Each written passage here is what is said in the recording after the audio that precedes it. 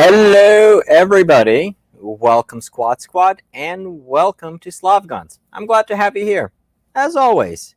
All right, so I'm in my cave. I have my Oregon Pinot Noir, which possibly might give some hints as to who we might have as a guest a little bit later on.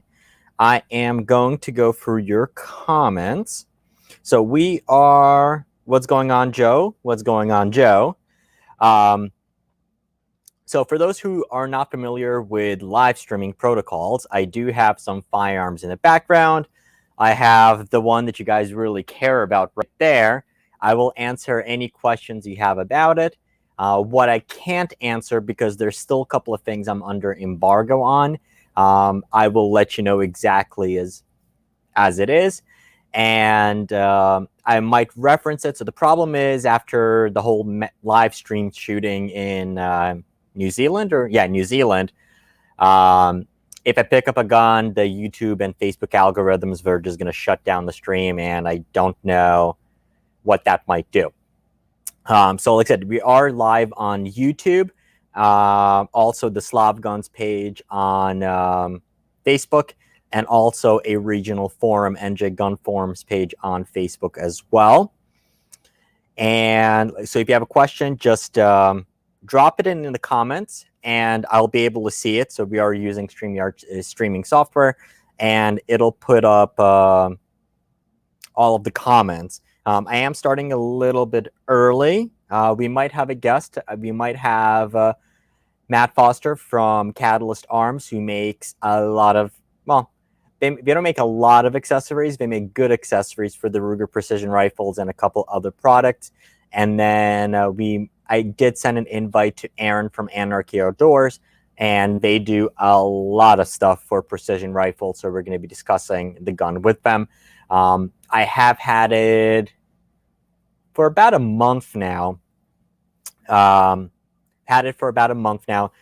And do have some range time with it, probably about 150 rounds through the gun right now, and do have some experience with it. I have not shot it past 300. That is the plan, probably for a little bit later on this week, and we do have more videos coming on with it.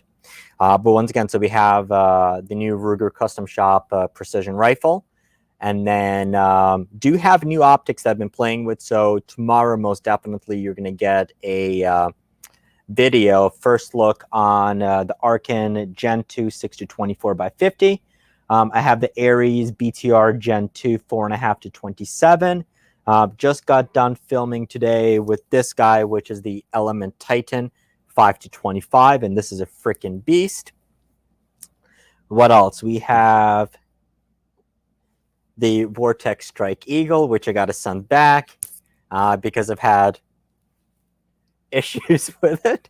Granted, these weren't scopes issues. This was me dumbass issues. But the cool part is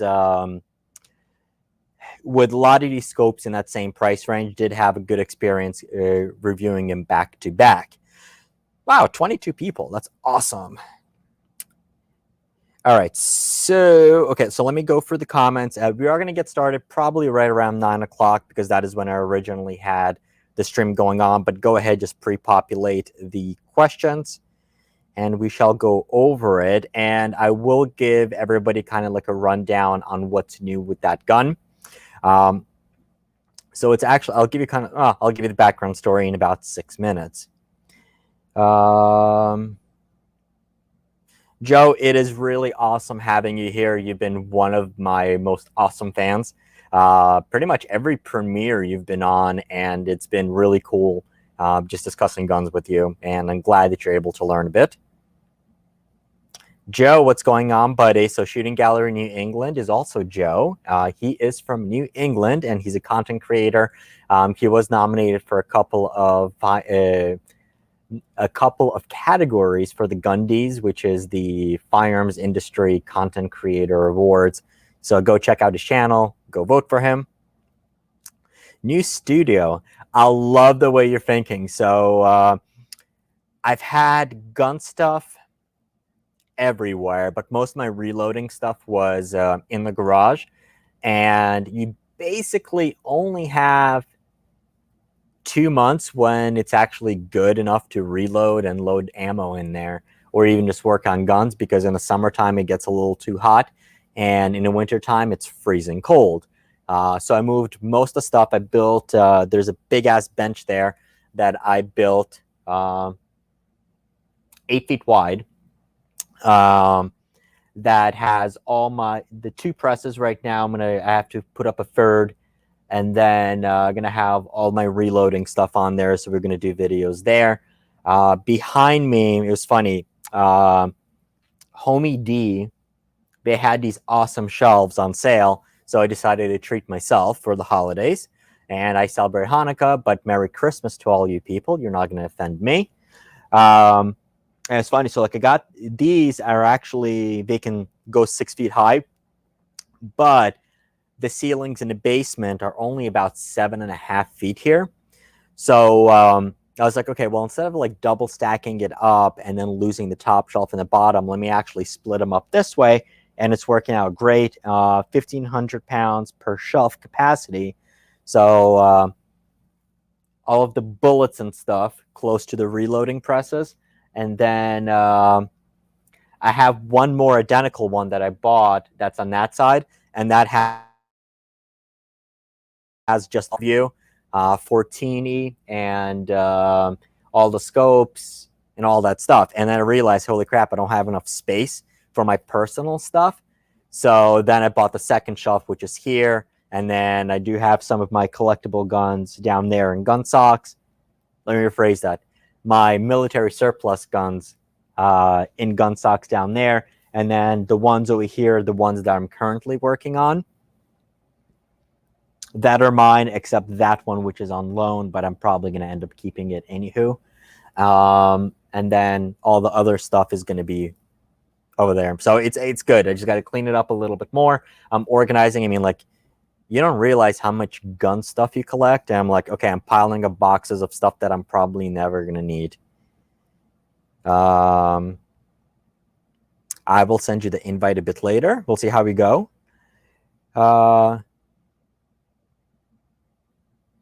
It is weird. So it is Sunday. I generally don't do anything on Sunday, but when the gun was released, I was like, crap, the gun was originally supposed to be released about a month ago, and they had issues getting some parts in.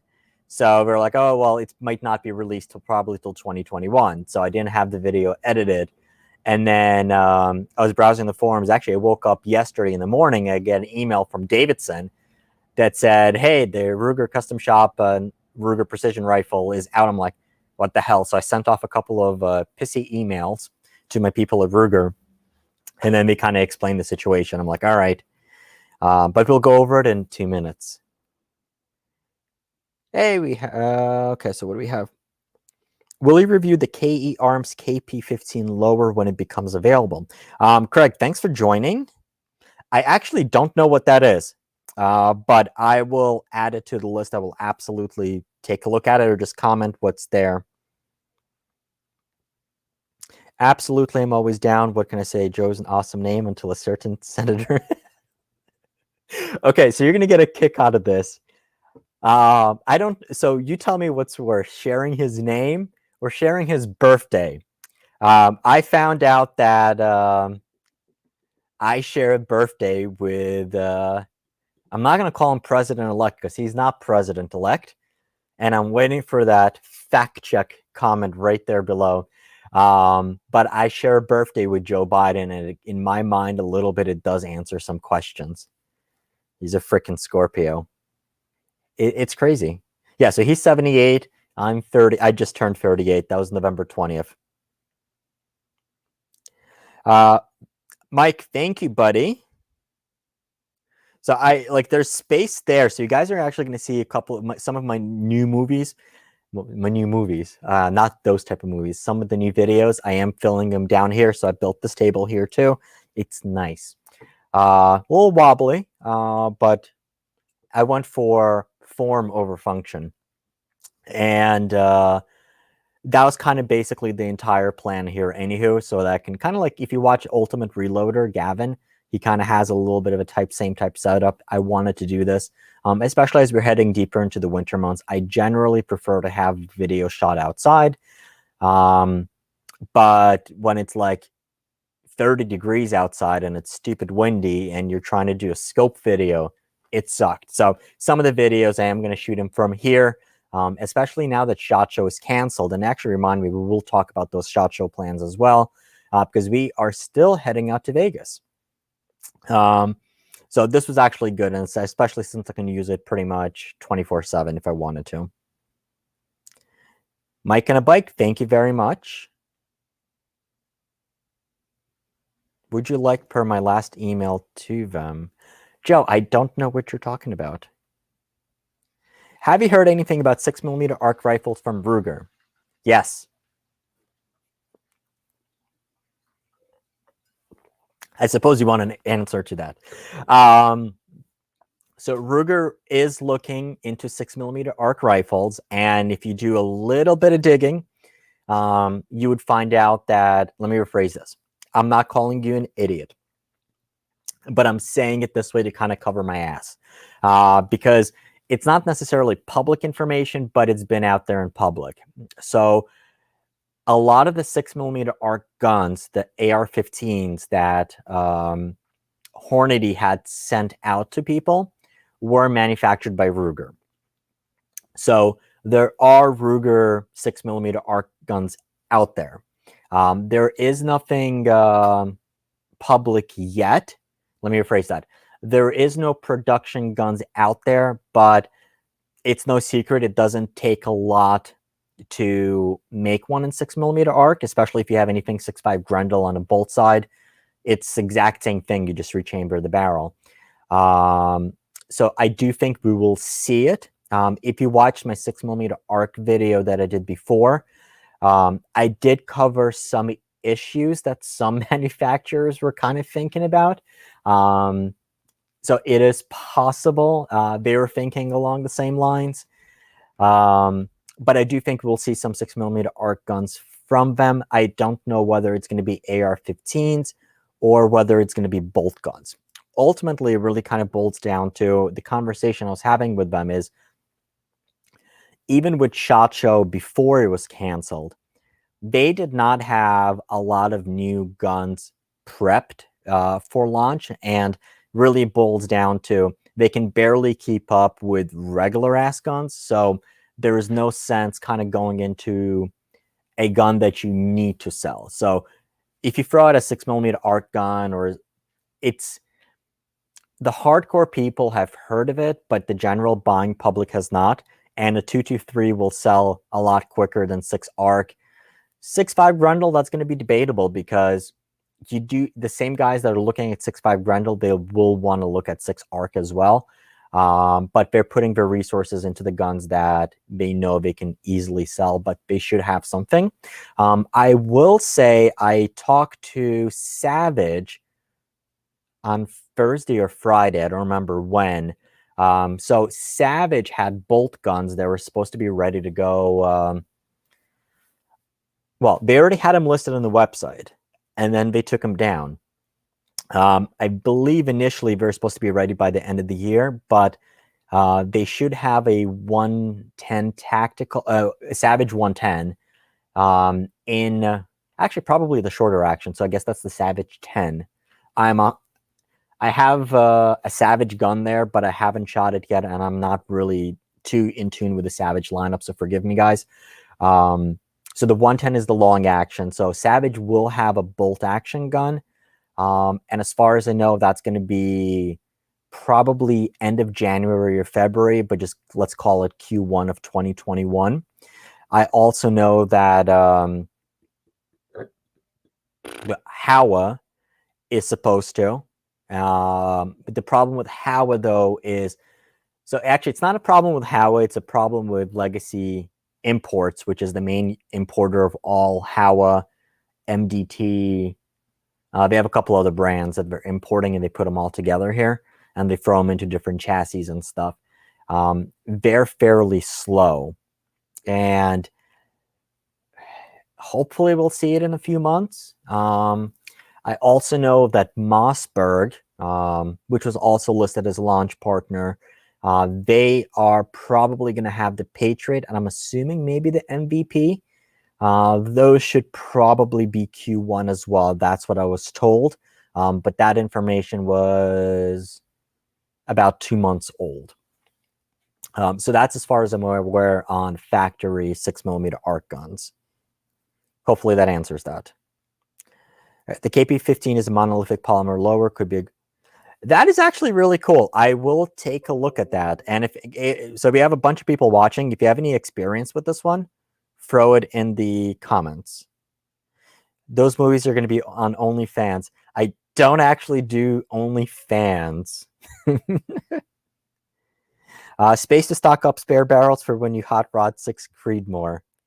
So I guess okay, it's 9 o'clock anyway. So we are going to have a really awesome giveaway for December. It's not as epic as I had planned because we are a little bit behind the content schedule, but we are partnered with Choate Stocks and Fix-It Sticks, and we're going to be doing a really awesome giveaway of a Choate stock of your choice and the Fix-It Sticks all-in-one torque driver kit. And we're going to be doing it from, I'm going to launch it tomorrow, and we'll run it for the end of the month, or maybe just right before Christmas. I'll give one of you goyams a good Christmas present. So that's going to be about a $500 value for you guys to play with. Oh, and actually, there's another person who just joined. I'll bring him on in a little bit who can talk about that awesome giveaway that we're running, considering he represents both brands. So we are going to be doing that giveaway. I'm going to launch it tomorrow, so stay tuned for that video. And I'll probably launch it right after the Arken first look video. So that's pretty much edited. I just got to run it through the powers that be at YouTube. And we'll do that. But, how did I get on that topic? So about 2 months ago, Brownells had a really awesome sale on Howa barreled actions. And I purchased one in 6 Creedmoor, and I needed a stock for it. So I reached out to Choate, and they were like, awesome. And they did send me a custom stock for that. And I was like, as soon as I got the stock, I'm like, wow, this is actually pretty damn impressive. So we are going to do a build with that in 6 Creedmoor, and we are going to be doing a giveaway with that as well. I've seen the Ruger MPR. Okay, so Justin, so those are the guns that Ruger put together for Hornady, that Hornady sent out to be demos for people. So we're not officially for sale. And realistically, it was a one-off project for Ruger. I do have pretty good relationships with them. I have not heard anything about that, but my take on it would be that would probably be the first 6mm arc gun that they produce, along with a Ruger American. The Ruger precision rifle would be difficult because if you guys remember, so a standard Ruger precision rifle, well, like that, the action on that is going to be a little bit too long for 6mm arc. Ruger did have the 223s, and that's basically the same size, same magazine size and everything, but that was discontinued. So, I don't know if we're going to see 6mm arc in a Ruger precision rifle. I do think it would be pretty cool. But I think the first ones that we'll see from Ruger are going to be the AR-15 and the Ruger American. Sorry, I had to get set up for a second. Do you think the ARC and 6mm Remington have much in common? So honestly, I've never shot 6mm Remington, and I do not know. But I will find out. Okay, so far I've seen the Savage Axis 2 and 10 Tactical listed. Okay, so Justin, so if you go on the website and you search for 6mm, I'm talking about Savage, you're not going to find it anymore. It was on there, and I was looking for it 2 days ago. I don't see them there anymore. Al, thank you for joining, buddy. My brother is joining from Facebook. RPRs need to come in southpaws before the oddball calibers. So we do have a wrong-handed person here, so I'm going to bring him on. So I guess, Matt, I'm going to bring you on in 2 seconds. So let me kind of just get, now that's 9/11. Let me give you guys, and we have a bunch of people on here, so let me give you an update on and the story with the gun there, why I have it, and why I haven't released a full video on it yet. So about a month ago, I did receive a call from Ruger. They're like, hey, we have a new gun coming out. I think you'll like it, but we'll only send it to you under the condition that if you can put it to the forefront and is it weak enough to kind of get a first look video at it. And I said, abso-frickin-lutely. Got the gun, but then they were having issues getting some parts in. So, and I had most of the video already shot, and then basically it was being pushed back, and the guns were originally, I think they were supposed to be hitting middle of November. But then they basically said, hey, you know what? It might actually just be 2021. So I had the video shot, but then there were other projects, so I didn't kind of have it edited. And then on Saturday, I'm waking up and I'm looking at my phone, looking at your comments, and I see an email from Davidson's to the dealers. So Davidson's is one of the big distributors, and I get an email from him that says, hey, Ruger released a custom shop Ruger precision rifle. And I'm like, wait, what's going on with that? And I'm like, as far as I knew, that wasn't supposed to happen. So to get to the moral of the story and to answer one of the questions, so the gun that was released, and if you guys are familiar with Ruger and Doug Koenig, he shoots PRS with a Ruger precision rifle in the production division. That is what that gun was supposed to be for. And they shoot 6 Creedmoor. And there was a match this weekend, and then there are finals coming up. So that's why the 6mm Creedmoor was released. Unfortunately, mine is not 6mm Creedmoor. So that gun is an early pre-production sample, and it hasn't been announced yet. So read between the lines, but it's not 6 Creedmoor. So I can answer questions about it. And I'm going to try to do, so most of that video on that gun in that caliber is pretty much done. So what I'm going to try to do is take out the parts that are specific to that gun and put together a video with at least some shooting footage and talking about the differences between that gun and the regular Ruger precision rifle. And probably not this week, but maybe the week after I'll have the video for you guys. But if you have any questions on it, absolutely ask me and I will answer those for you. So actually, I'm going to one comment and then I'm going to bring Matt on. They called the Ruger channel. Was there any doubt?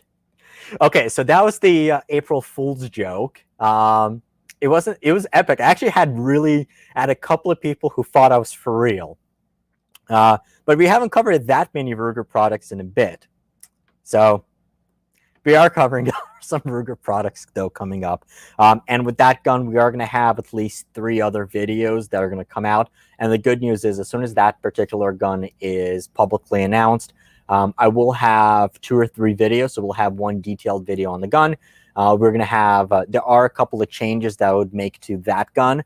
And I worked with Aaron at Anarchy Outdoors and Matt, and there is a really good package of how we're going to make it just a little bit better and possibly make it a great gun for long range shooters and not just PRS shooters. And then the third one is I am going to try to take that gun out to 1,000 or 1,500 yards by the time that video hits. If not, I will have it at least 600.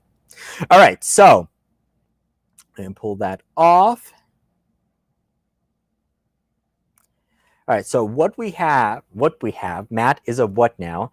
So I've asked a couple of people to pop on who deal with precision rifles, who have good experience with the Ruger precision rifle. So One of them is here. He's an awesome guy. And if you were on our epic 8-hour election live stream, you saw him. So let me bring Matt on, who is the president and founder of Catalyst Arms. And he also is the president and founder of FMJ Marketing, who handles a number of relationships, including Fix It Sticks, Anarchy Outdoors, and Choate Stocks. There, I think I pronounced it well. Hello, Matt. Well, good evening. Thank you for having me on. Thank you for joining. So I started the live stream. I'm drinking a glass of Oregon Pinot. Well, that's not a horrible thing. I'm drinking an Oregon beer, so we're It very works. fortunate. We're very fortunate out here, at least in regards to microbrews and wineries. So I guess there are good parts of being in Oregon and bad parts of being in Oregon, but at least you're not in Portland. no, I would have to move out of the state before moving into Portland. So Awesome. So now that the gun is announced, what do you think about it? well, I haven't got a really close-up look at it. I'm intrigued by I'm not sure what the official nomenclature is for the lower receiver or chassis, depending upon your, how you want to call it. But it's interesting. I'm not sure. Haven't seen the material yet, but it looks good. Looks like they're definitely leaning towards the production class and the PRS side of things. That should be fun. Yeah. So definitely, the gun was made for PRS. That's the entire premise behind it. And Ruger, probably for about the last 2 years, they've done a lot of things focused on the competitive circle. So they have people shooting USPSA, IDPA, Steel, and PRS now. Some of them are the exact same people. And they are having more input. So it's really nice kind of seeing them in there. So I guess you just reminded me that I didn't talk about the differences. So pretty much what I would say is the gun is brand new from here. Matt, I'm going to focus on me so people can see this a little bit better. No worries. So the gun is brand new from here forward. So I guess let's start from the front. The first thing is you do have, let me get completely out of the way. So that is a brand new brake. That is the little bastard from APA. The brake itself is about $190. It's stupid effective, and it's one of the top brakes one of the most popular brakes used in PRS shooting. And it's actually really surprising that even in that caliber, when I'm out at the range looking for that scope, you pull the trigger, you still see, even shooting, let's say at 100 yards, you still see the target the entire time. The gun doesn't jump on you or anything. The brake is stupid effective. And in 6 Creedmoor, it's even more effective. So that's brand new. You have a brand new barrel, which is a 26-inch. It's a heavier profile. It is stainless steel. It's cold hammer forged chrome moly stainless steel instead of chrome moly vanadium. 26-inch heavy profile. I have shot it and consistently sub half MOA with the SIG ammo. I was about to say what grain bullet it is. That would have given away the caliber. But with the SIG ammo, it's shot really, really well. You do have a brand new rail here, which does integrate a Swiss Arca rail on the bottom, which is not something that you're going to find in the standard calibers, but you do find them on the larger Magnum. So the 6.5 PRC, which is kind of like that intermediate size for Ruger, and then your 300 PRC, 300 Win Mag, and 338 Lapua Magnum. So you do have a Swiss Arca rail, which lets you basically put Swiss Arca attachments on there, such as barricade stops, bipods, bags, anything else along those lines. Previously, what you had to do was buy either a replacement rail, such as Matt's awesome Arca rail, or you had to basically go to Area 419 and buy a rail that goes on the bottom of the gun. So here you have a barricade stop, and I believe actually Ruger makes this one themselves. I haven't been able to find exactly who or what it is, and it's red. It's in Slavic red. It's a little bit more fire engine red than Matt's Slavic red hammerhead bolt knobs, although I should compare it. Probably have one over there. You do have these holes and on the side of the receiver. And I got to tell you guys, like, it took me like a little while to figure. I'm like, why are there holes on here? I'm like, what the hell is this for? And then I'm like, wait, those are M-lock. And as soon as I figured M-lock, yeah, what it is. It's a spare round holder. So you have slots for spare round holders, or I guess, Matt, let me know if there's any other attachments that go there. And there was one question on the Ruger Precision Rifle Facebook group was, well, if you have an M-lock slot on here, how does the mag still drop free? And it's recessed in on the inside. So when you put that locking nut in there, it does sit flush. And this receiver shape is actually different in order to fit this. It is a little bit sexier, a little bit more streamlined. You do have the awesome Ruger Custom Shop logo that's going to be on there. The receiver itself is actually the same. This one comes with a 20 MOA rail. Moving back, that's probably the star of the show and the biggest difference with the gun in terms of shooting characteristics. And that is a brand new trigger from Trigger Tech. And that trigger is not even out yet. It's not publicly released. There are rumors about it for a while. But yeah, it's like they finally got one out. You can't purchase it separately. So another question that popped up on one of the groups was, is the trigger available to purchase, and is Ruger or shopruger.com going to have it available? From what I know, don't expect it for a little while to be able to buy the triggers on Shop Ruger. And I honestly, I don't have any relationships with Trigger Tech. I don't know when that trigger is going to be released. Not an idea. But when it is released, it's probably going to be 250 to 300 ish. The trigger is adjustable. I will throw up a picture. The trigger goes down so it's a 2-stage trigger. So this is going to be completely different than most of the Trigger Tech triggers.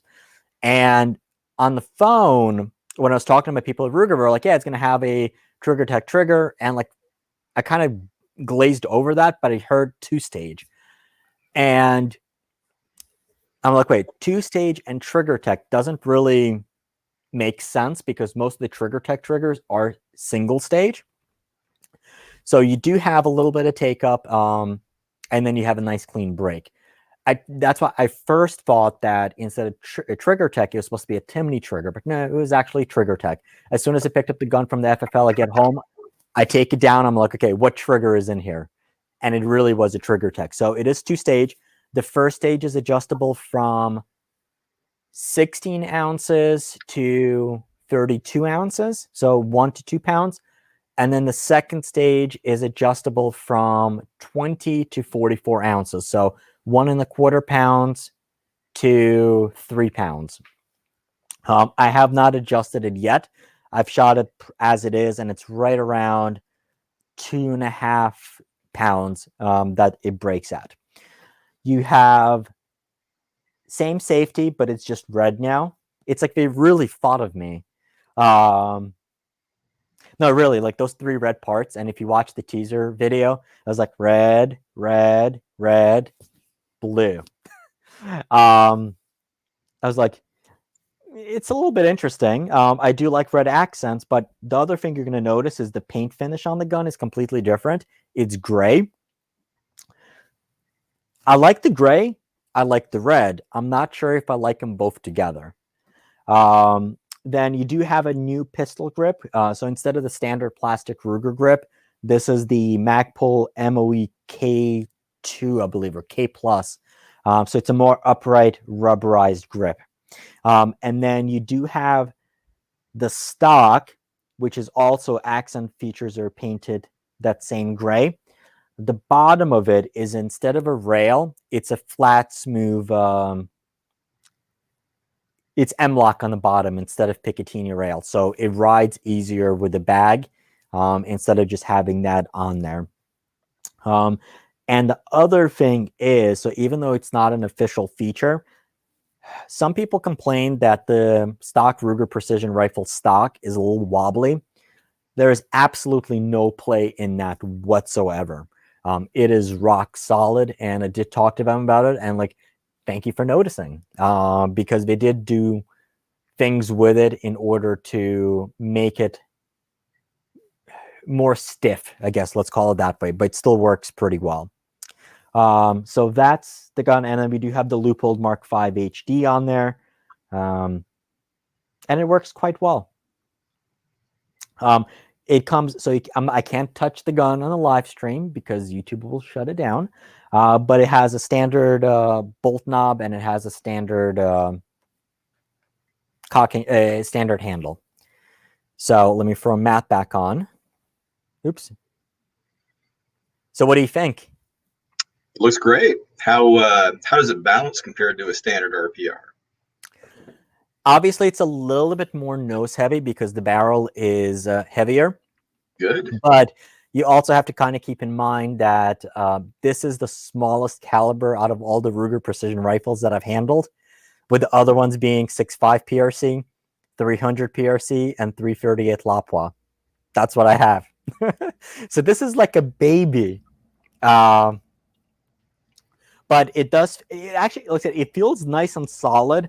Like I said, the Swiss Arca rail is really good on there because you can move the bipod wherever you need to, just one switch and it goes. I am actually a little bit surprised they ran a regular bolt knob on there. So it will be replaced. Well, fortunately, you know somebody, so. I know, right? What was his name? Aaron, I think, right? Yeah, that's right, Aaron. No, so actually, love Aaron. I do have one of his bolt knobs for another gun, but honestly, I think the Catalyst bolt knob, I have it on every single, well, I try to have it on every single bolt action rifle. It just works perfectly with it, and that would actually work quite well with that gun. Well, hopefully, sometime in mid to late January, you'll have a beta one to test. Oh, yes. That is going to be exciting.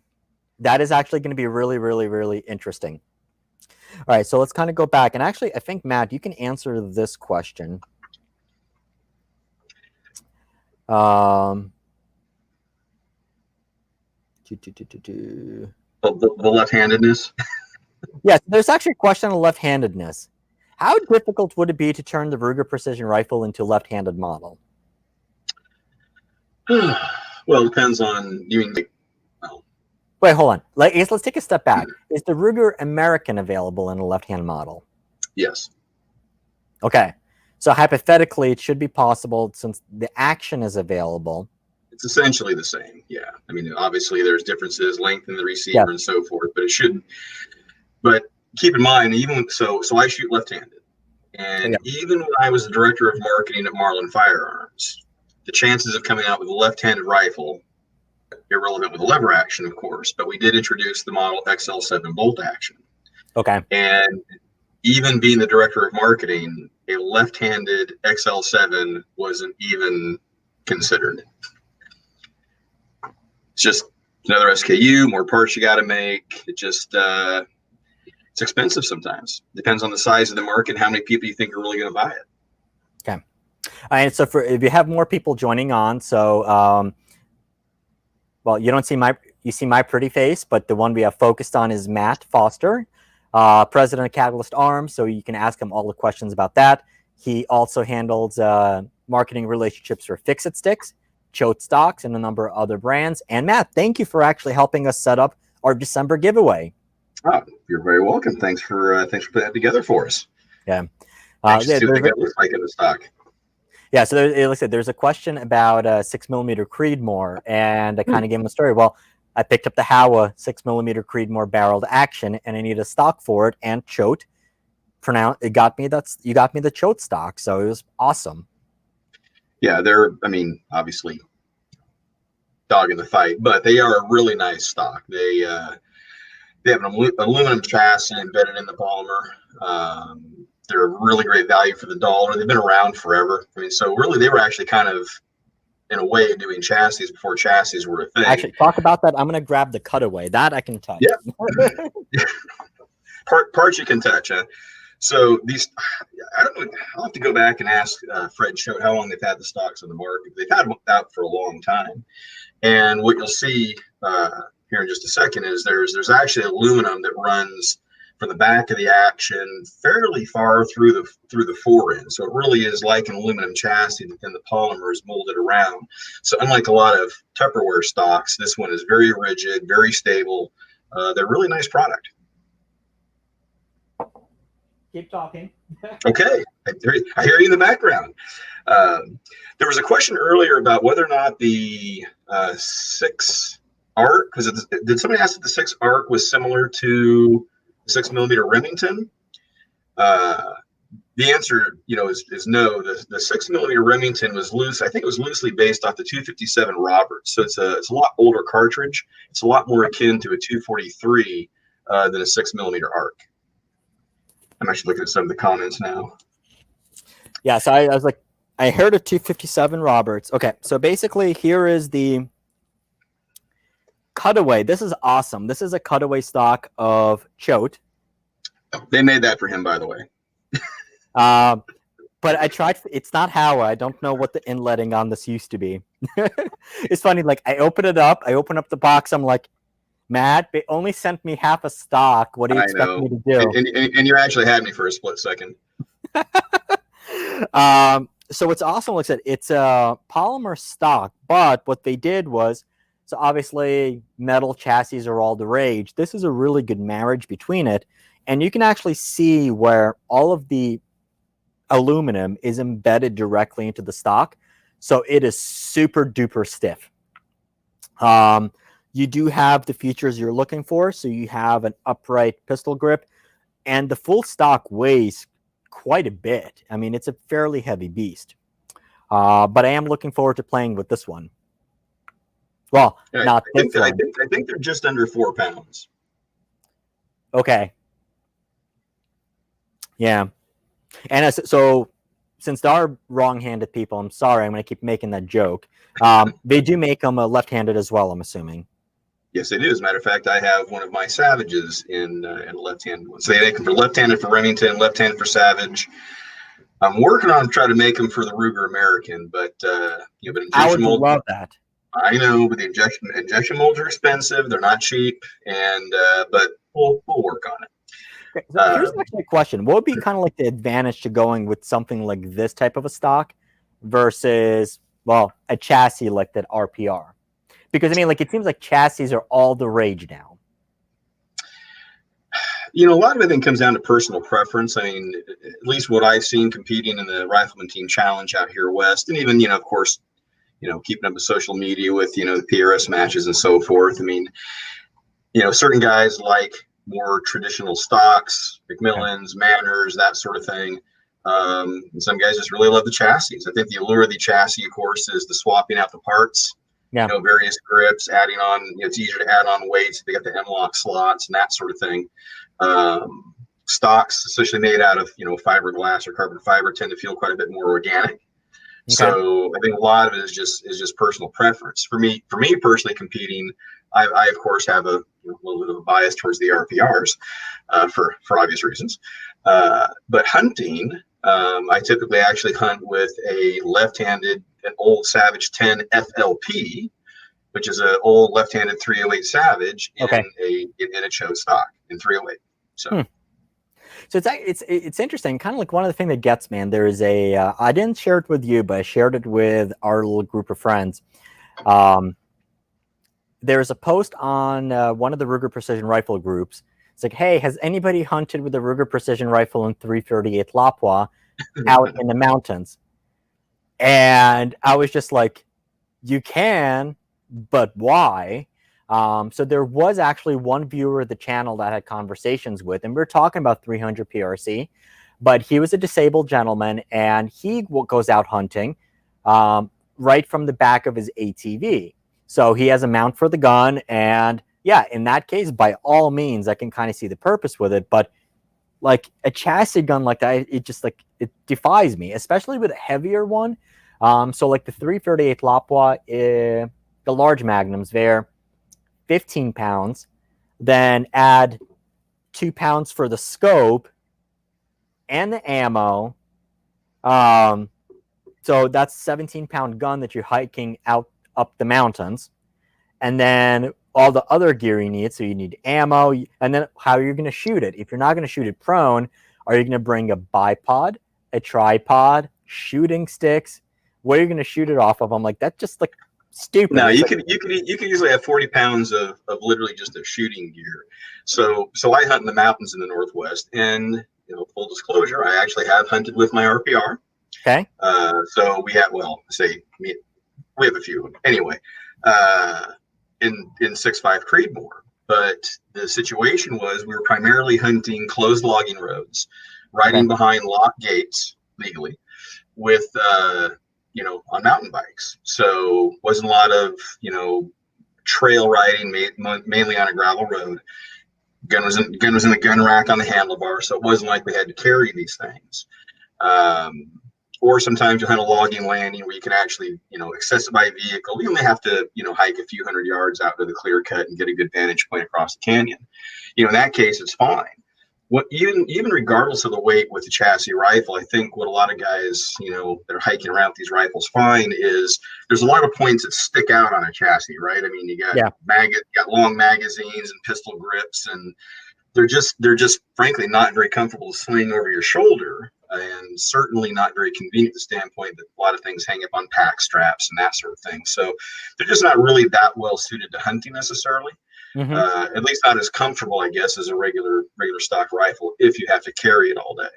Yeah. Well, I guess especially if you think about it, if you're carrying the gun with a stock folded, that's one extra thing that you have to unfold, and one extra thing that you're going to fumble before you get your shot. Correct. So along the same lines, there was a comment. I'm kind of skipping ahead. I will go back. If it's a PRS rig, too light is too wrong.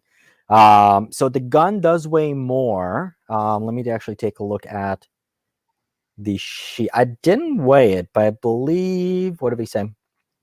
It's 12.8 pounds. Now, Matt, you're more familiar with the PRS rule. So for the production, what's the weight limit on the gun? Because I know most of the guys are going to be adding more weight. I don't remember offhand. I don't know. I don't know offhand. I'm not sure what the weight limit is. Yeah, because in regular open, I believe it's like 24 or something like that, in the 20s. But for production, I'm not familiar with if it has to be closer to the production limit. But it does weigh about a pound more than a standard Ruger precision rifle because of the heavier barrel. And then your scope, you're going to add it on top of that. And really all that really comes down to is like, okay, well, why would somebody add a lot more weight to the gun? The more weight you have on the gun, the less recoil you're going to feel. And because really, so the whole goal of competition of PRS is you're on the clock and you got to hit your targets, and they're going to be out to 1,300 yards, maybe a little bit more. And you have to be able to call your own misses. That's why most of the guys are going to be running front focal plane scopes. So you pull the trigger, you're going to see, you're looking for that vapor trail, you're looking for that splash. And you got to be able to see, okay, well, how far off am I? And by adding more weight to the gun, by having a really effective muzzle brake, all of that is going to help you. As soon as you pull the trigger, the gun doesn't move, or at least you'll be able to keep your eyes on the target to see the vapor trail and to be able to call the shot. That's why you need more weight, and that's why those guys are actually adding more weight to those guns. Not something that is it's completely opposite from what a hunter would probably want. Well, the weight also, a lot of guys are putting the weights on the guns. They position them to balance the rifle where they want, because if you're shooting off of a barricade, you basically want to be able to set the rifle on a barricade and not have it wobble either way. So there's a bunch of left-handed people here. RPRs need to come in southpaws before oddball calibers. Hey, I'm not going to disagree.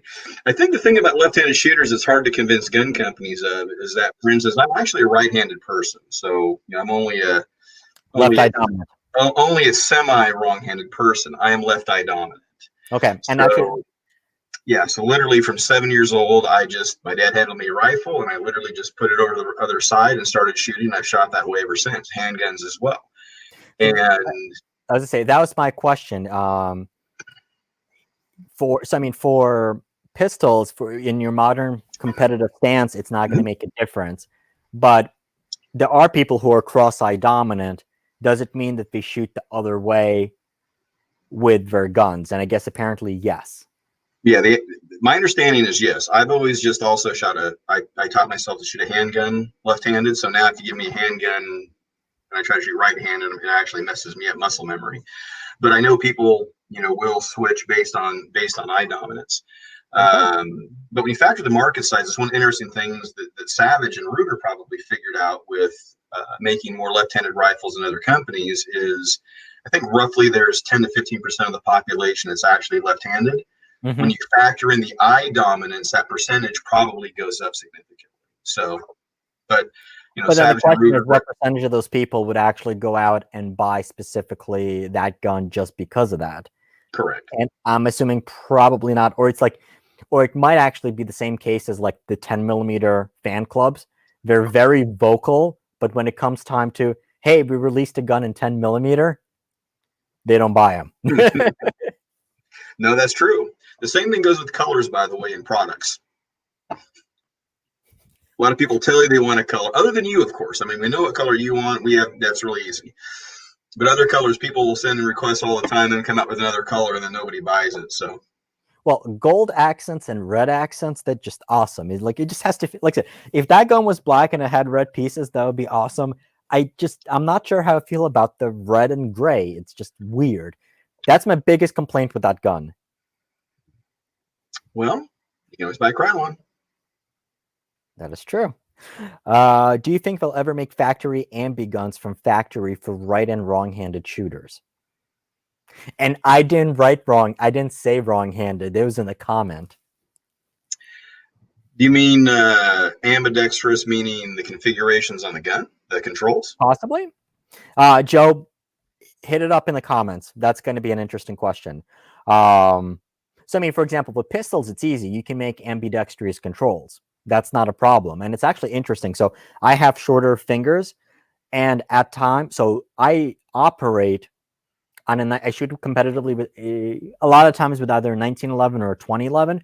I operate the safety with my index finger instead of my thumb. So like to flick the safety down, I'm going to use my thumb, but to flick it up, I use the right-handed safety and I flick it up with the index finger.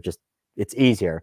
And a lot of people that I notice that if you have shorter fingers and if it's tough to reach the magazine release, instead of shifting your grip and using the thumb to drop the magazine, use your index finger on the opposite side and it's quicker. That's what I do all the time.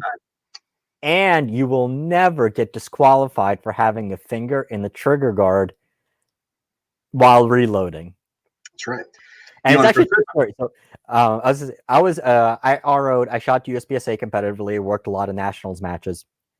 And I was on a squad and there's a right-handed shooter, and during one of the major matches, RO called it stop, and he's like, okay, you're DQ'd for having a finger in the trigger guard on reload. And he's like, no, I didn't.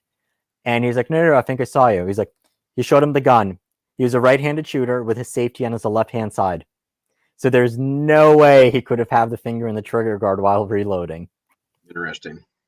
One thing about precision rifle for instance, I actually like the safety where it is because I hit it when you're precision rifle, you don't curl your thumb around the grip, right? So, I'm trying to get to the camera here. Where am I? Well, sorry. For the experienced people, I would say. So, your thumb is on the same side. I just hit it's the safety's right there. Mm-hmm. So when the hand goes on the grip, it's just naturally basically where the safety is anyway. Yeah. So Matt, now that you brought it up, I'm going to give you the opportunity to explain. So when we're seeing a lot of precision rifle videos, so this channel has a big cross section of brand new shooters as well. So when you're thinking of grabbing a pistol grip, you're going to grip it properly with your thumb wrapped around it. But with precision shooting, you see a lot of people who have the thumb on the same side, on their dominant side. So explain it. Well, one, you're not. Let me bump my little grip again. Sorry, it's a prototype grip. It's really ugly. you're just I'm trying to do this so you can see. You're just You're letting good. your hand gently fall onto the grip, and you're not really wrapping around because you don't want to torque the rifle to either side. So you're almost just gently lowering your hand, pushing your hand into the grip, bring your thumb around on the strong side, and just resting. And that's why you'll see a lot of the grips, like this one, or shameless plug for Aaron at Anarchy for the Anarchy Outdoors grips. They've got a thumb shelf that literally your thumb just rests on, so you're not having to hang out in space. You're not curling it around to torque the grip. You're just dropping it right on the strong side, and it just, like I say, it helps prevent you from better trigger control and not torquing the grip. Yeah. Almost all PRS shooters are putting the thumb on the strong side. And the other benefit to that, and you kind of did mention, it does give you better trigger control. But go ahead and try. Have your hand like this, or have your hand like this. Oh, let me try it this way. Either straight like this, which is essentially how you're shooting, or twisted this way around the pistol grip. So I've shot a lot of USPSA matches. I mean, there's a couple of years I was putting over 100,000 rounds a year out of pistol. And I did have to have a couple of cortisone shots in my wrist. So if I shoot a lot, I feel it in my wrist. Having a grip this way with your thumb straight out, you're putting a lot less strain on your wrist and your hand, so you can actually shoot for a longer period of time more comfortably. And you're not deft gripping it as well. Correct. All right. So there's one comment. So Joe brought up, be honest, it's 224 Valkyrie. No. 6 GT caliber. No. What do you think about it? So let's talk 6 GT, 6 GT is made by GA Precision, George Gardner. Talk about it. I haven't shot 6 GT yet, but it's a new one. Yeah, it's it's kind of the it cartridge. It seems to combine some of the best qualities of the Dasher. I don't see the other 6 everybody's shooting so much. 6 PPC for bench rest. Yep, it's very efficient. It's using what's my partner's load, my shooting partner's load. I think it's in the 38-ish grains of powder, whereas my Creedmoor load is in the 40, 42. Mm-hmm. So it's a bit more efficient on powder. The velocities are, you're not going for that 3,200 feet per second maximum. But most guys are actually backing off now into the upper 28. So I shouldn't say most guys. Some of the guys I'm talking with are backing down to a little bit more moderate load. They're getting better standard deviations, better extreme spreads. But basically, the 6 GT it seems to be easier to get the consistent numbers you're looking for in the reloads and the hand loads. And absolutely. So I mean, I've been hand loading for a long while. I mean, so have yourself. I mean, with a lot of the powders, you ultimately kind of have to make the determination, okay, well, what is your goal for the load? Is it to have maximum accuracy? Is it to have highest velocities? And oftentimes, so depending on the goal, so one of the things we're working on with that gun, which is the 6mm Arc 24-inch T-box blaster, I'm working up 2 loads. One of them is maximum velocity, and we want to hit about 28, possibly 2,900 feet per second out of that gun, and that's going to allow us to hit a mile out of an AR-15. Yeah, that's crazy. And then the other goal I know is going to be, well, for maximum accuracy, it's probably going to be in the 26s. And typically, I think you're going to find that with a lot of the powders. Like 8208 is a phenomenal powder, but it doesn't like to be run at the ragged edge. Kind of like if you're doing a low development ladder, basically the second step from the maximum charges is where you're going to get the best accuracy. So it's not surprising that they're backing down in order to kind of have that accuracy. All right. Do you know if they'll sell the custom shop parts for the RPR so current owners can change out parts? Stuff like lower receiver halves or the Trigger Tech trigger? Great question. Fantastic question. So from Ruger directly, you should most certainly be able to find the parts. However, I'm not sure you need to wait for that because the brake you can currently purchase and you can throw it on your gun. A barrel, even though Ruger has their barrel, there are a lot of competent barrel makers out there that can send you a pre-fit barrel and then just take it to your gunsmith or just do it yourself. And then you have a little bit more options in terms of customizing it. If you want a Swiss Arca rail for your gun, then just go to CatalystArms.com or Anarchy Outdoors, and you can purchase the Catalyst Arms Fast Track Arca rail, which is probably a little bit more streamlined design, and it is going to have the Arca feature already there. Wait, hold on. It's that one. I was saying, I'm like trying to find an example. It's that rail, and that rail you can fit on your AR-15 or RPR. Okay. On your RPR. That was actually where I was going with that, but not the Magnums though. So it's only for the standard caliber, like 6.5 Creedmoor, 6 Creedmoor, 308.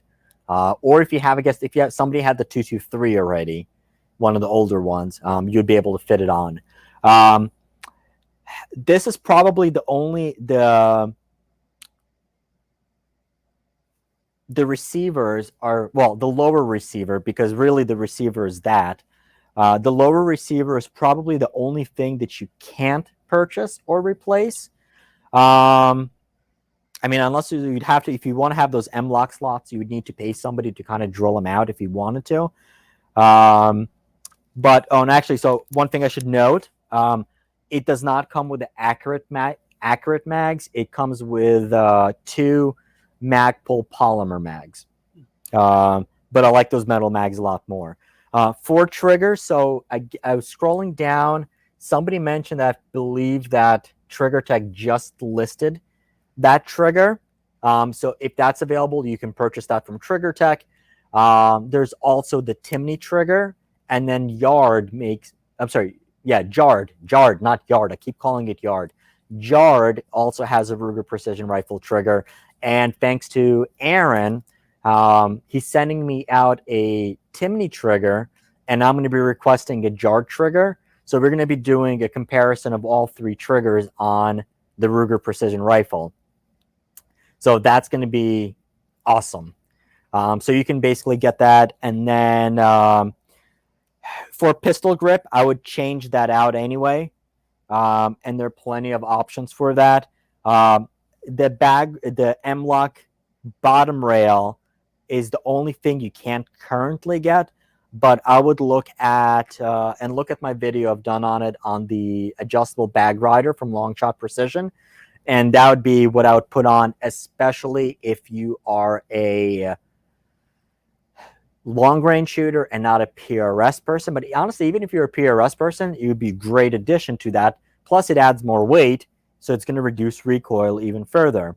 And then I would change out the bolt knob on the gun. So there's nothing on this gun.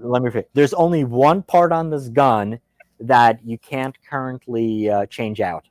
Well, let me rephrase that. You can't currently get, but everything else you're able to get if you wanted to. So, Edwin, hopefully that answered that question. Matt, thoughts on that?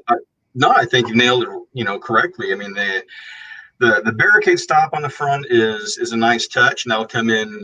That'll come in handy sometimes. But also, a lot of guys are doing with the Arca rail is they're using an amp plate, basically a plate that clamps onto the Arca rail that a support bag attaches to, and running those against on barricades now. So that's a great setup. But if you have an RPR, there's obviously almost anything under the sun, both from Catalyst and frankly a whole bunch of other people, to pretty much make it any way you want. Yeah. All right. So I thought about rebarreling my RPR in 6 Creedmoor, but we'll more likely do that with left-handed Savage 110 that I just bought.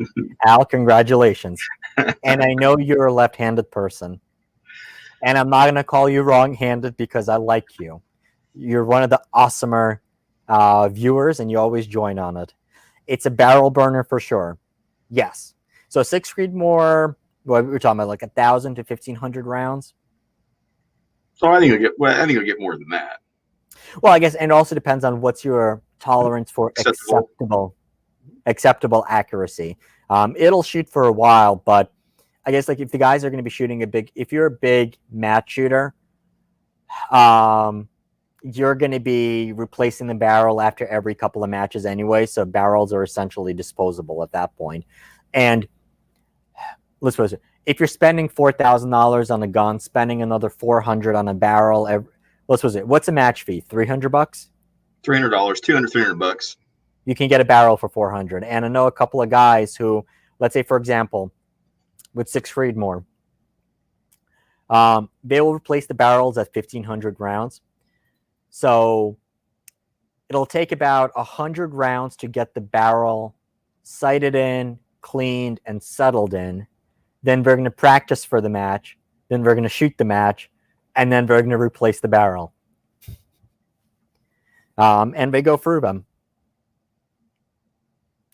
All right. I was on the election live stream. Boy, if only knew what we know now. I guess we should do it. I'm still exceptionally hopeful. The Pennsylvania case should be heard by the Supreme Court at the end of next week. And Judge Alito, so once again, Pennsylvania is Alito's territory, and he does not like Biden. And more specifically, the Pennsylvania Secretary of State and Governor. So Pennsylvania is a very conservative state, except our dumbass governor is a liberal. Election fraud, I guess. But they basically define him. So Alito ordered all the absentee ballots that came in after a certain date to be segregated. Say Pennsylvania did not segregate them, and they included them in a count. So bye-bye. If the courts are just, those votes are going to get tossed. Big if. Excellent break. Yes, it is. Wow, we're answering comments from 40 minutes ago. That really looks a lot lighter than older rifles for how long it is. Yeah, so basically we're talking about that gun. It does look long, and there was a comment on the preview video that I did. I was like, wow, that gun either looks really long or I'm short. Well, so I'm 5'8", plus the angle, it looked cool. But the barrel on here is a 26-inch barrel. I believe the current Creedmoors are 24 and 22. If it's a PRS rig, too light is too wrong. Absolutely. This is kind of scary. Why do you need this many guns? Thank God you don't see all the guns. I'll leave it at that. Let's put it this way. I had a little anxiety attack because I had less guns than I thought I had. But this is the stuff I'm working on. This has to be a bot. Matt, we're talking about you. You're so hot. Take it all off. I think that's about you.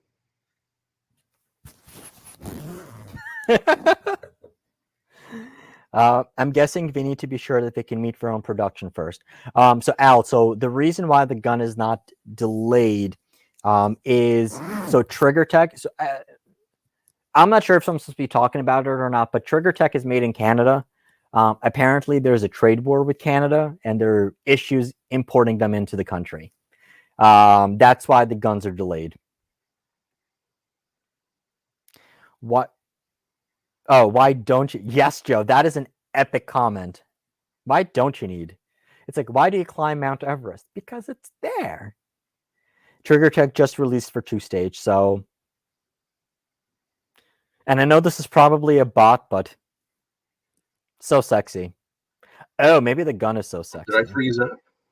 No, you're good. Okay. Who needs a good trigger when the Sig Cross has the new bolt lift fire?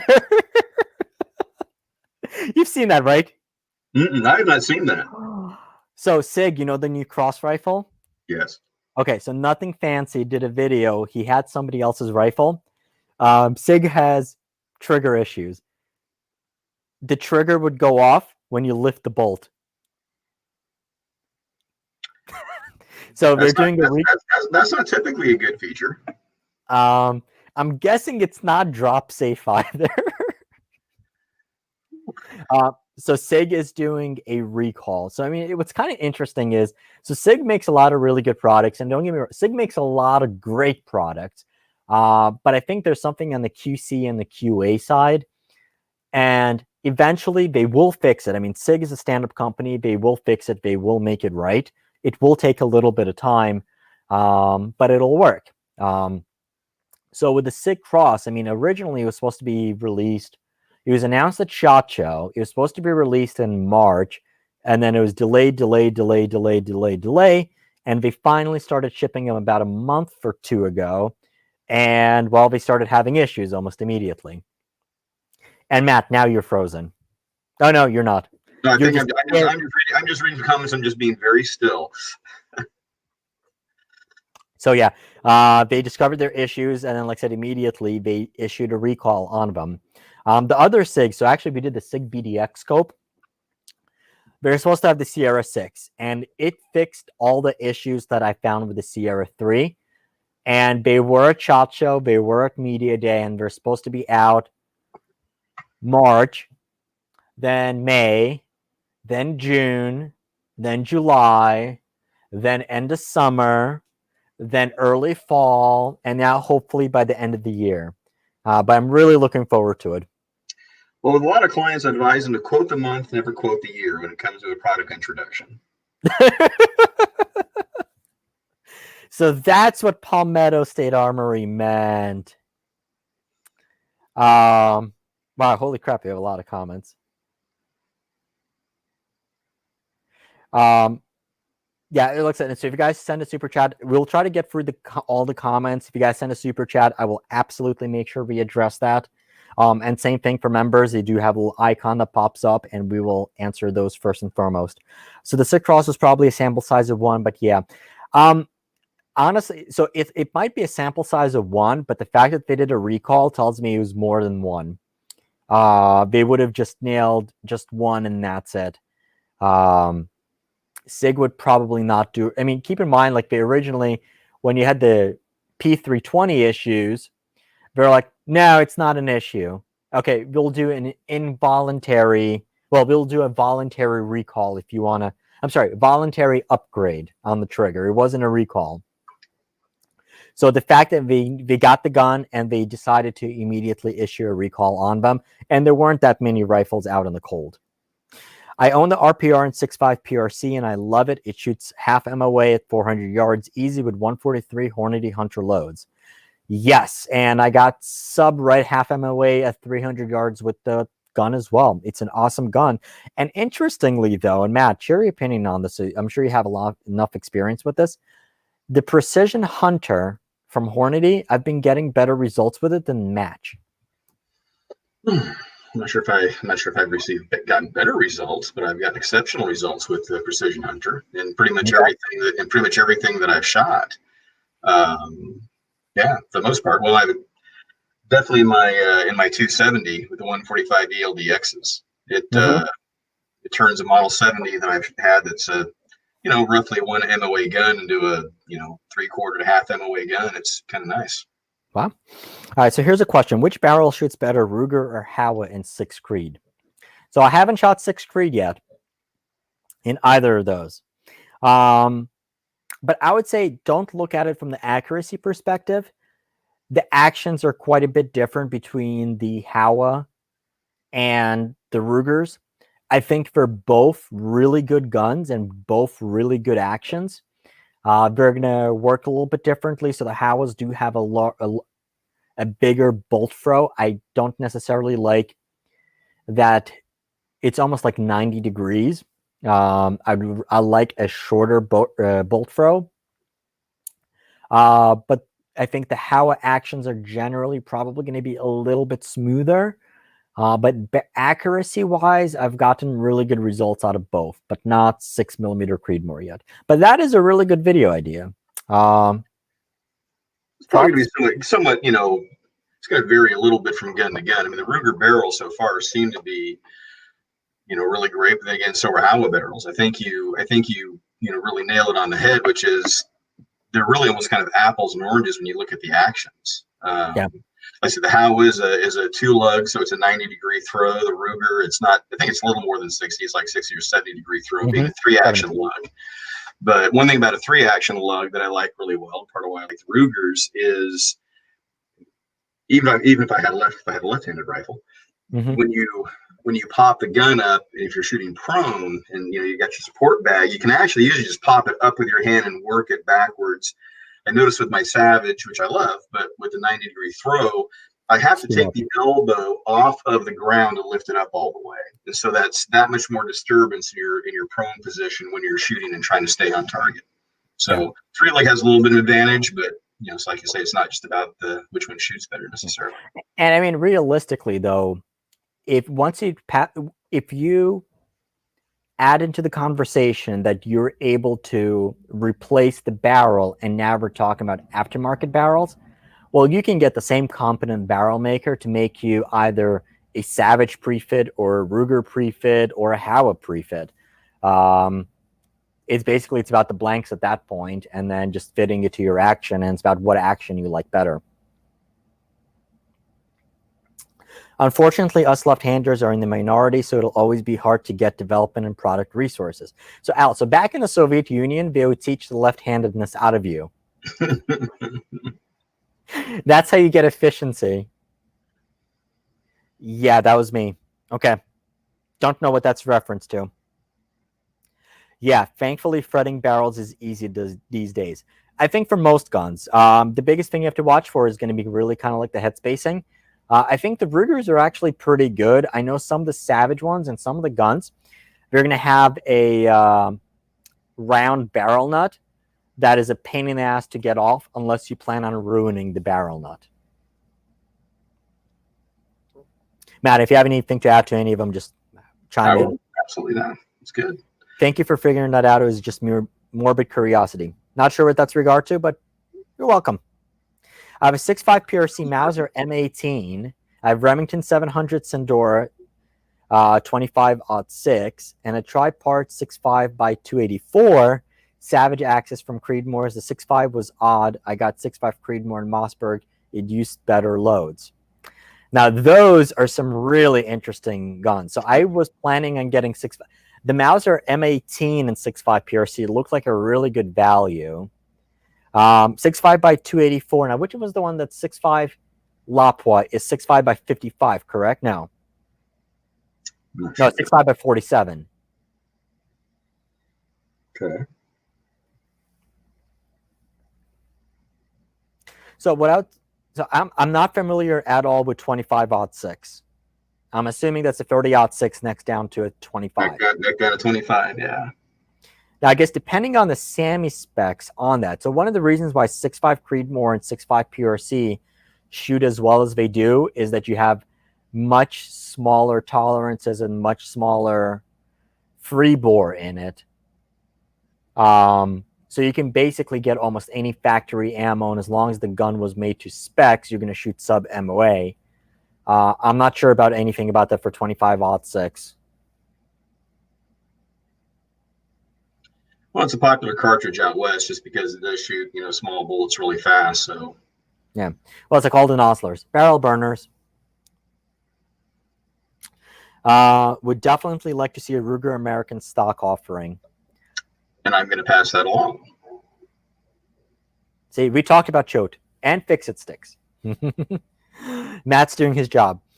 Chassis usually ship faster and simpler to order. That is a really good point. Yes, it is. Because I guess when you think about it, so when you're buying a chassis, you're the guy who finishes it off and customizes it, versus with the stocks, you're generally getting it and it's done already for you.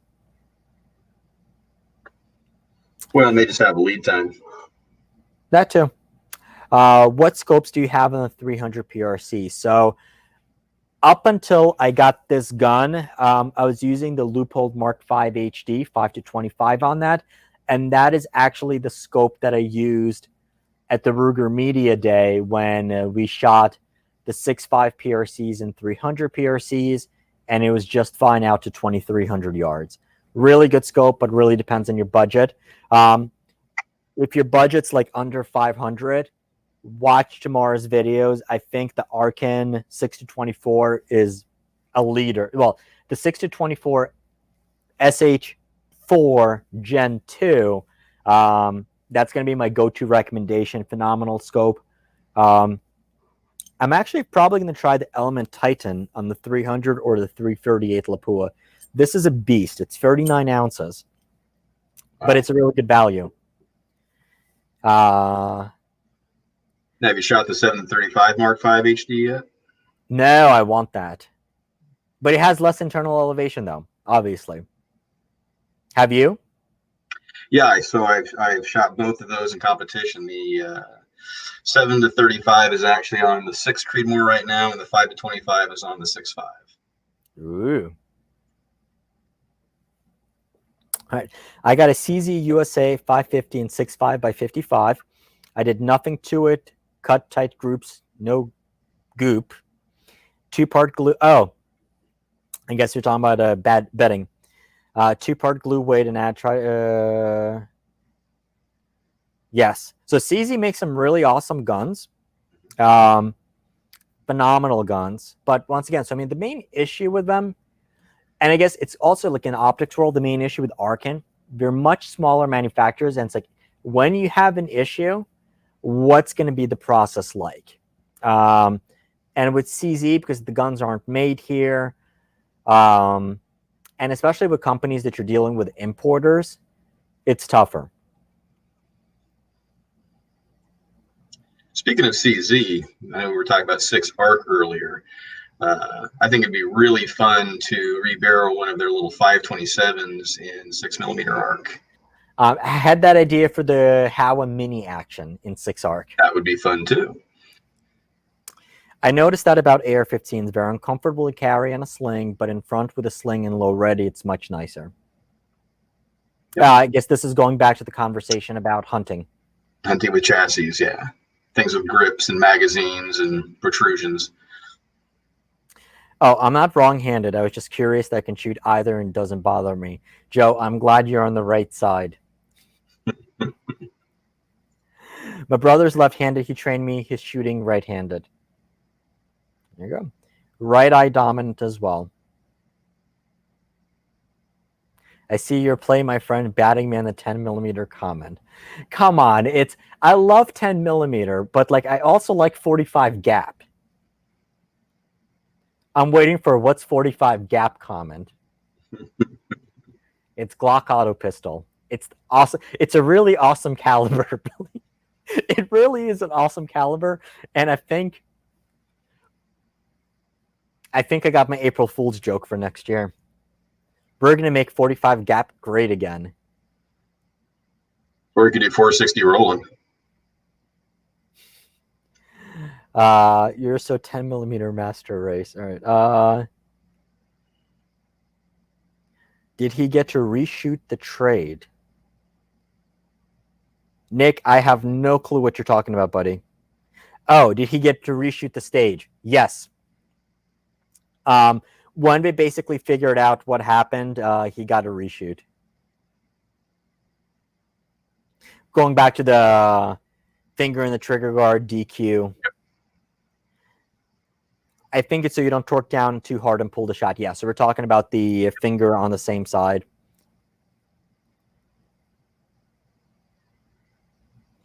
Us wrong-handed people are the only ones in the right frame of mind.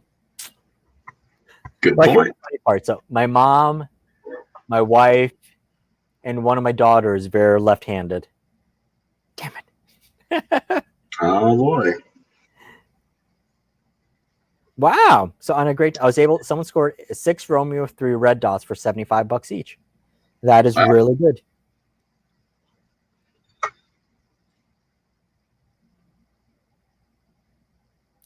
Hey, no judgment. I grew up in a time when guns were only a certain way, and if it wasn't good for you, the company said you weren't doing it right. You weren't doing it, I'm assuming, right. Wrong things have changed. Things have changed in the last few years. Yeah, so that's actually interesting.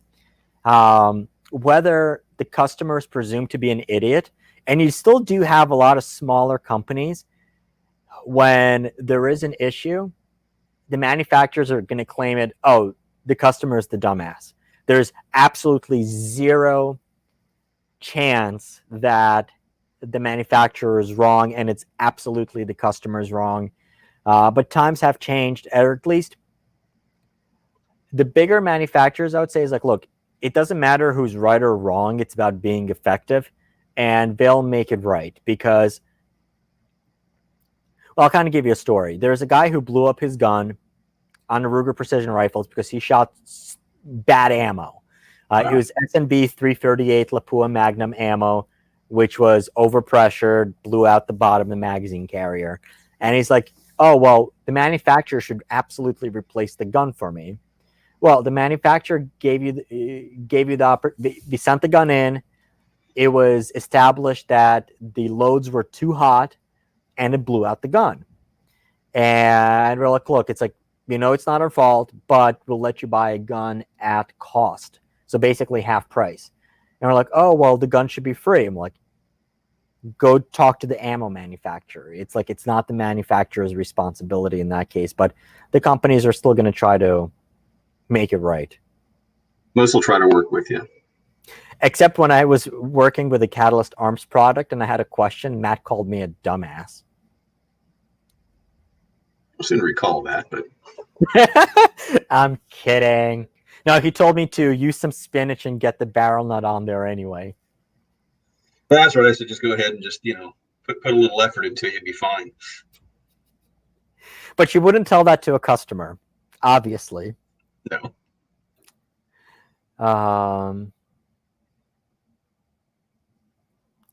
Chatty chat.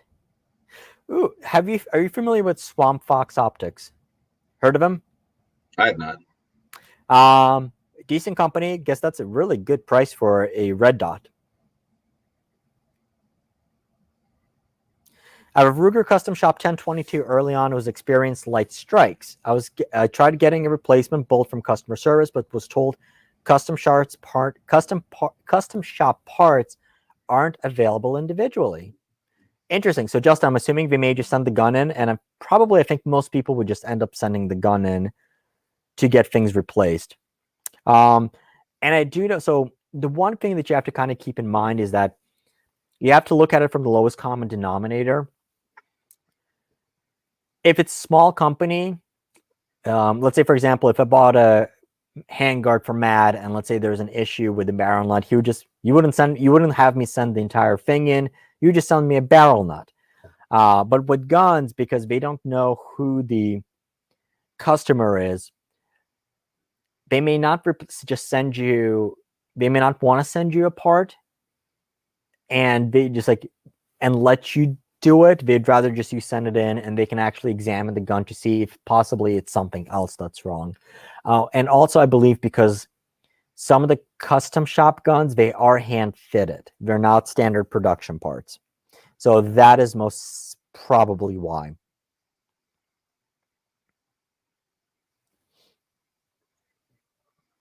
Well, Quartzen kits for 1022s.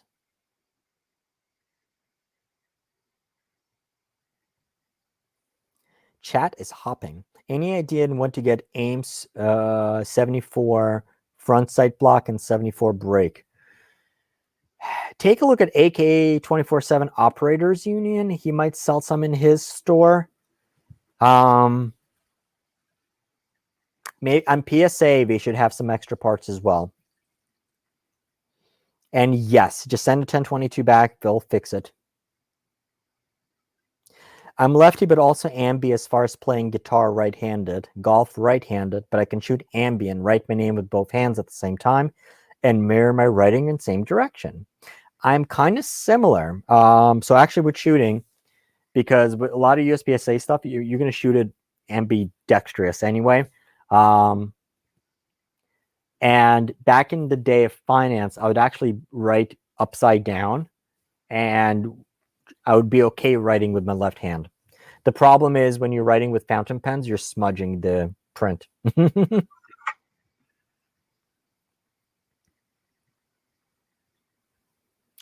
Ruger has good customer service. Okay, so this is actually a good one.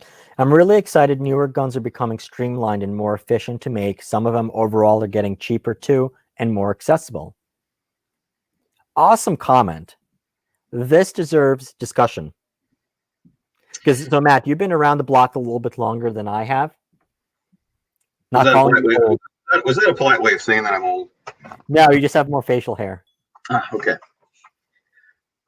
But no, he's absolutely right. I mean, it's incredible just how much of a buyer's market it is for guns. I mean, all guns across the board. I mean, shotguns, rifles, handguns. But if you look at some of the, I mean, just using rifles as an example. I mean, whether it's the American, the Savages, the Thompson Center, the Compass.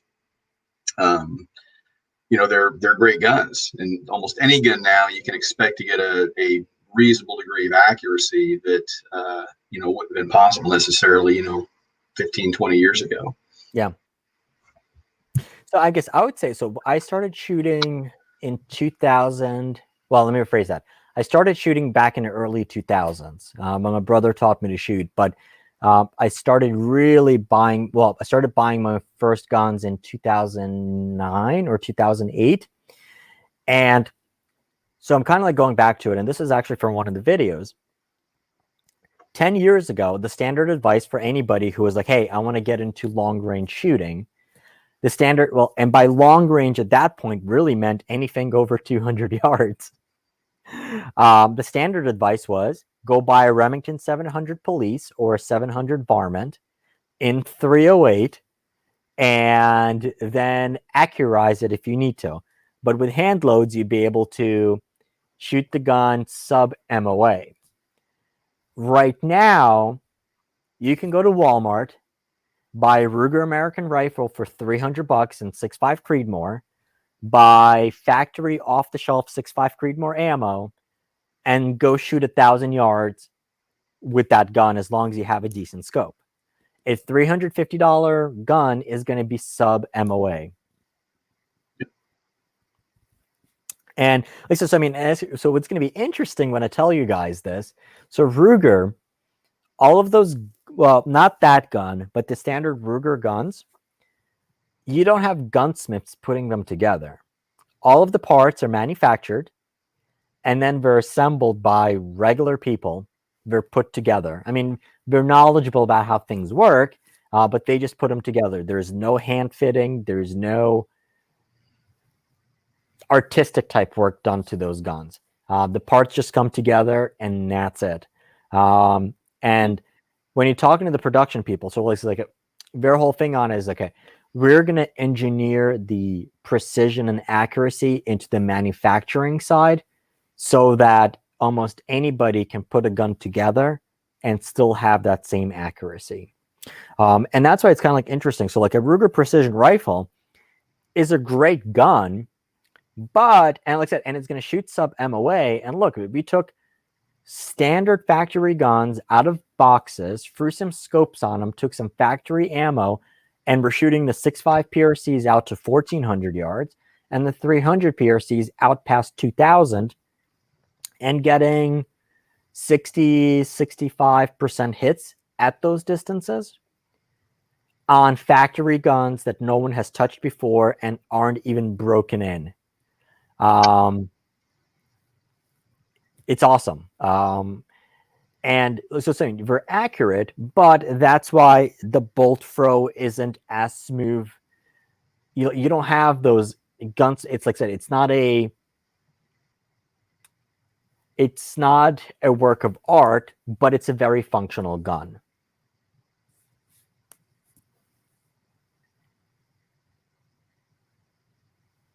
Now I'm thinking, so, and how is kind of like along the same lines.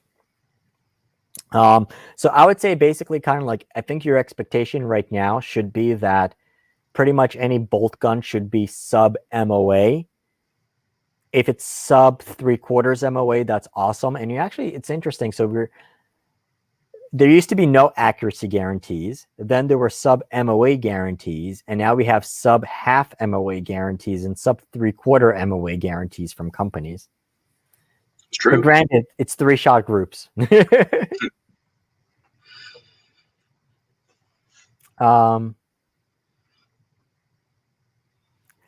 Okay, so any other plans, other firearms videos coming up? Yes, there will be a video talking about why. It's a question that always pops up. Are they legal in New York? So I'm going to have a video on that topic. but nothing, actually, possibly. We'll see, but nothing that was on my spreadsheet right now. I think DP Gunworks is making Howa 6mm arc barrels. I don't know DP Gunworks. Matt? I don't either. Huh. But there are a couple of brands I can recommend that do Howa prefits, but pretty much most of them should be able to. CC452 7.62x39 small Mauser action. Yes, that would be cool for it. Isn't that the 527? Possibly. I'm not familiar with the CZ lineup, and I will.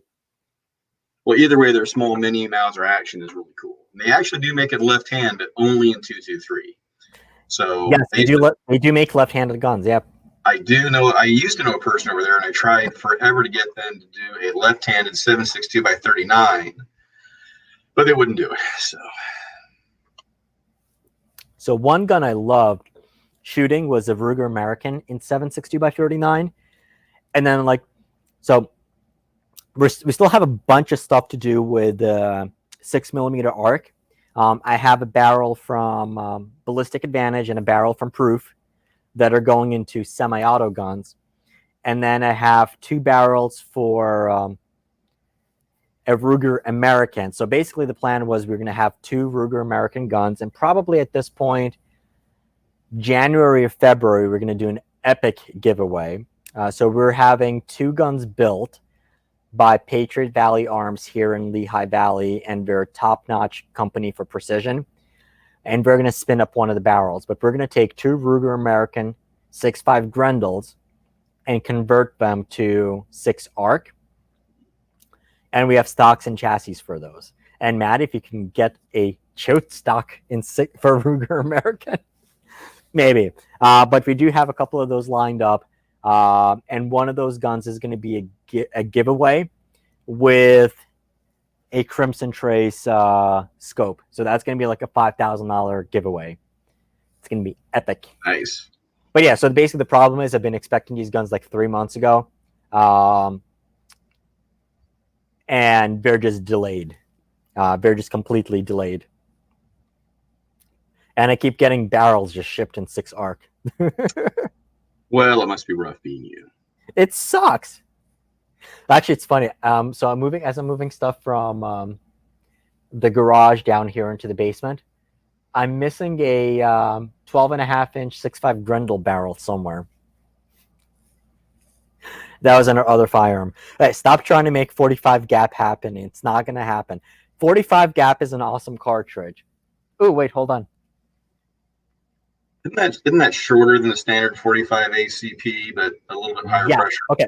So if you're a reloader, if you're a handgun reloader, what's the biggest issues with 45 ACP? Most likely, it's the only one that is going to be large pistol primers. And if you have a progressive press, unless you're rich, you're not going to have 2 progressive presses. One, it sucks changing it over from small to large pistol primers because you got to take stuff off. So 45 gap, essentially, it's a 45 ACP case that's shorter and more efficient and uses small pistol primers. So it's higher pressure, but it is awesome. So Glock, GAP stands for Glock Auto Pistol. And Glock produced it in the 37, 38, and 39 models. The whole premise with it was, so with the Glock lineups, the 10mm and the 45 ACP, it's a larger frame that's bigger. And if you have smaller paws, it's more uncomfortable. So Glock came out with a 45 that uses the same frame as the 9s, the 40s, the 357 SIGs. So the case was shorter. Awesome round, but the biggest mistake was when they came out. So when people are shooting 45s, you're most likely shooting a 230 grain load. When they SAMI-spec that cartridge, when they came out, there were no factory 230 grain loads. It was only 185s. So it's kind of like, well, at that point, why not just shoot 40? So that's why it kind of like it was a little bit of a failure. But the other one, to be quite frank, the size. So, and the reason why people call it a solution in search of a problem. So it was a solution for Glock because it lets you have a 45 in a smaller frame. Other companies were able to fit a 45 into normal frames to begin with. So that's why it was kind of a little bit of a flop. But I really like 45 gap. And if you can reload, it's awesome. And guess what? Now that you have issues finding ammo, I bet you can go to the store and find 45 gap. And there were a lot of state police agencies that did adopt 45 gap. I think it was Georgia State Police, Pennsylvania State Police. They did adopt 45 gap 37s. Interesting. I remember 45 gap. It's like 6 Remington for the modern age. Back to the 6 Remington. Lost my place. Okay. Liability laws in competition have made lots of things change over the years. I agree with it, but don't know. Matt? Oh, certainly more, more intensive instruction manuals. Now, liability laws are why you have, really stiff trigger pulls. And I saw, a way to sum it up was I saw a Facebook meme about something to the effect of, back in the day, your car came with a manual on how to adjust the valves. Now in the manual, it tells you not to drink the battery fluid. So, sad state of affairs. Nope, they sent me the regular 1022 bolt. The custom shop bolt ended up working out the issues by itself. They said custom shop parts were limited to prevent being resold. Interesting. Justin, send me a message either on Facebook, YouTube, Instagram, Twitter, or Parler, or you have my email. So if you go to the channel page and hit about, my email's in there. I want to follow up on this just to kind of get a better story. The K31 has always been known as a great long-range shooter. Yes. I love the Swiss K31. I actually have a K31 and a K1911. I'm sorry, a regular 1911, not a K1911. They're in there. I should bring it. I must apologize. I promised you guys that I would do more military surplus stuff. So up until starting the channel, the bulk of my guns were military surplus guns. I haven't done any videos with that, but I will. The ones I'm really proud about, I picked up an SVT-40 sniper to add to my SVT-40. So both. I have a K31 and I shot it in 2 local competitions a number of years ago and did not blame the gun for not placing well. It shot great. I shot the K31 in a CMP Grand match. Alex, and the great part about it is you 7.5 by 55 Swiss. I'm sorry, 7.5 Swiss. It's a 308 bullet, so it's fairly easy to load for. I actually have a bunch of 7.5 Swiss brass there. I have a buddy that has one of the Swiss guns in GP11. Yeah. So GP11, that's the ammo. That's the sniper ammo.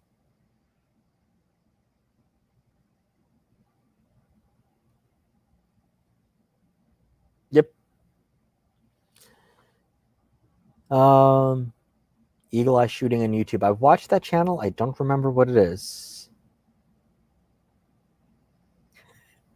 Don't get me wrong. I love weird cartridges, but 45 gap wasn't to catch on. Sorry, but I do love it. So Glock did make 45 gap in 4th gens, and I'm going to see if we can do 5th gen. So in 45 gap, one of my favorite guns is I have this, and the gun, my second gun, and actually my brother gifted it to me. Actually, no, I think I bought it from him. He didn't give it to me. Was a Springfield XD in 45 gap, and that is an awesome gun. Ooh, that's going to be my carry gun. Yes. I have wrist problems, 9 and 40. Smith & Wesson used 357 carbines. I broke my right wrist. Ugh. Sorry to hear that. Hey, instruction manuals are for people too dumb to read anymore. That's why there's so many pictures. You know, that's actually a really interesting comment because a lot of the manuals, they're now pictures. They're not text. So Ruger ones are still a bunch of text, but I think there's tourist manuals. It was just pictures. It was literally just pictures. That's funny. Some liability laws directly interfere with Darwin's law of natural selection.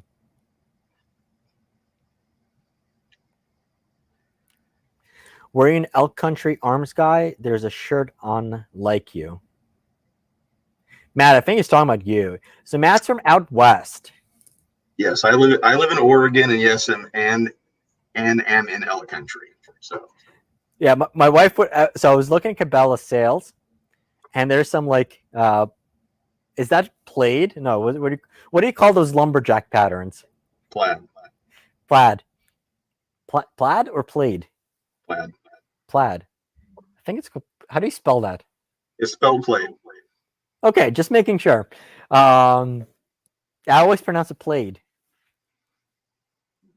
Maybe I'm wrong. Hey, I don't know. I was wrong about Lapua. So English is my second language, so don't mind me.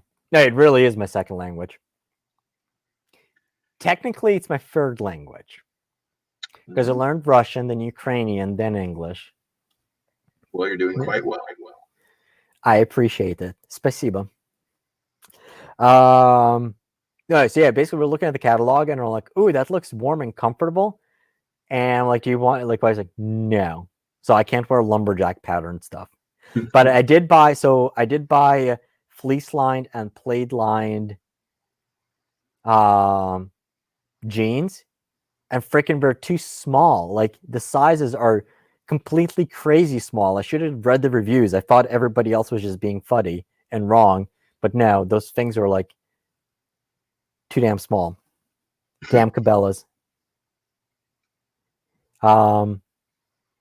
Awesome. So we're gonna do surplus stuff. Hey, you make the videos and I'll watch it. Surplus was my thing until a few years ago when I rage quit due to cost. And that's actually a really interesting part. So talking about all those guns, and I guess it must be like kind of like how the guys in the 50s and 60s, in their 50s and 60s, who were saying, oh, back when I was growing up, you go to a hardware store and there'd be barrels of Arisakas and Mausers for $10 and nobody would want them. When I started shooting, it was there were racks and crates of Mosins for $89 and nobody wanted them. And now all of those, like a Mosin is like $300. And I was like surprised, like SPT 40s are like $1,500, $1,600 minimum. And part of it is because the imports are completely almost dried out. That like surplus collecting, it's gotten really expensive in the recent years. And even the ammo, because a lot of the spam cans are up in price as well. Yeah, it's really too bad. I mean, back in the day, you could buy FASs for under $100, Mosin Nagants for $49.95. I mean, that wasn't that long ago. I mean, I realize I'm old, but not that old. Well, so it's funny. So I have a friend of mine who has a very large collection. And if you watch some of my videos, we shoot on his property. And I go into his safe vault and we go down the aisles, and like one of them, there's like brand new, untouched NDM 86, which is the Chinese clone of the Dragunov rifle. Then he has 3 Russian Tigers, which are the sporting versions of the Dragunov, all unfired. And like I was looking at the ads and I'm like, oh, those things used to be like $500 and nobody would want them. And now like an NDM 86, you're like 8,000-9,000. Wow. And I really want one. But the problem is, so like you go to Russia, and I was actually even offered, it's like, hey, do you want a full auto AK for $600? I'm like, all right. He's like, yeah, the only problem is it's in Ukraine and you can't get it out. Minor detail. Minor detail. But apparently you can buy them like fairly easily. Okay, so back to guns. Cool. I finally caught one of your live shows. Do you know if there's any other manufacturers planning on 6.5 PRC other than Hornady? Not yes, and not only planning, there actually is ammo available. So you have Federal, who has 6.5 PRC ammo out. Might not be available too much, but it is out there. You have it's not Sierra, but there were a couple of companies who do make it. I think it might honestly be Nosler that has 6.5 PRC. And there was somebody else, and then Gunworks also has 6.5 PRC. So there is ammo out there, and there are others who are planning on doing it.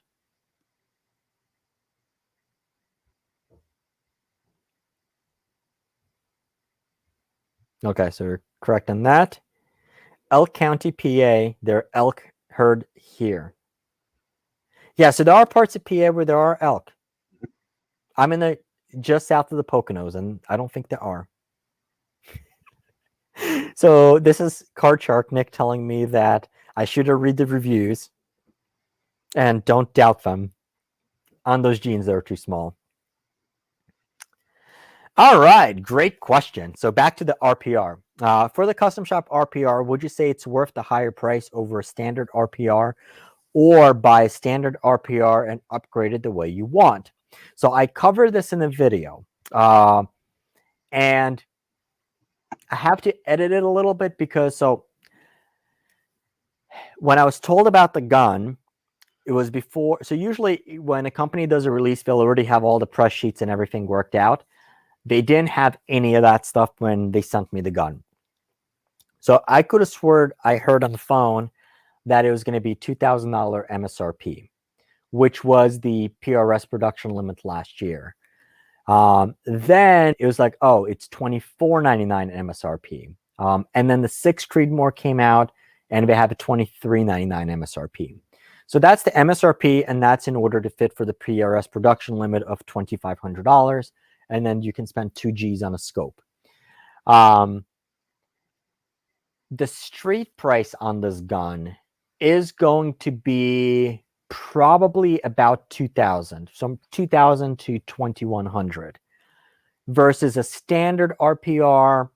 You're looking at 15-ish, 13 to 15, right, Matt?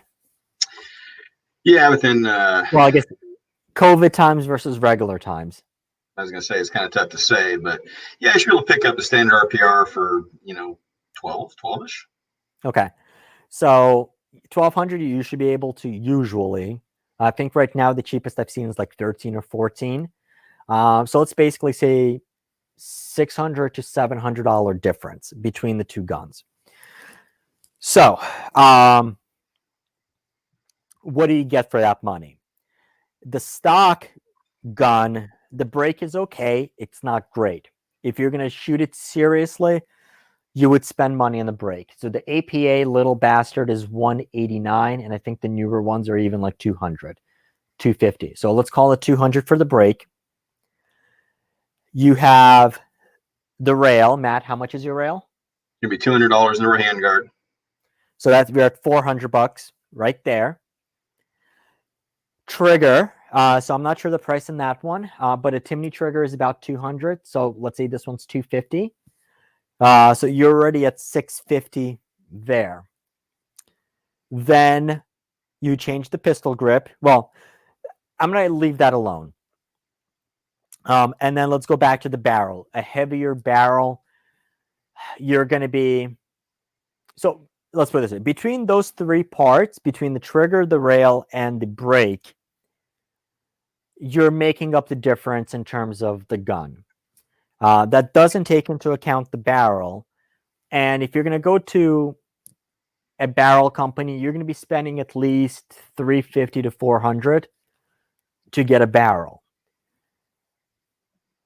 At least. The question is this barrel going to be okay for you? Or do you want like an oddball caliber? Do you want a different twist rate?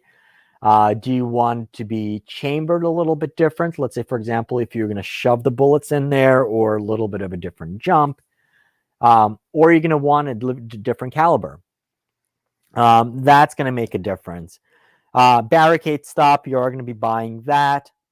Now, the other things that you do need to, and then you have the flat piece on the stock for the bag rider. Matt, how much is your bag rider?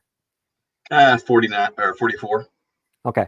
So basically you have anywhere between, what did we say? So between like $800 to $1,100 worth of upgrades on that gun versus a stock gun.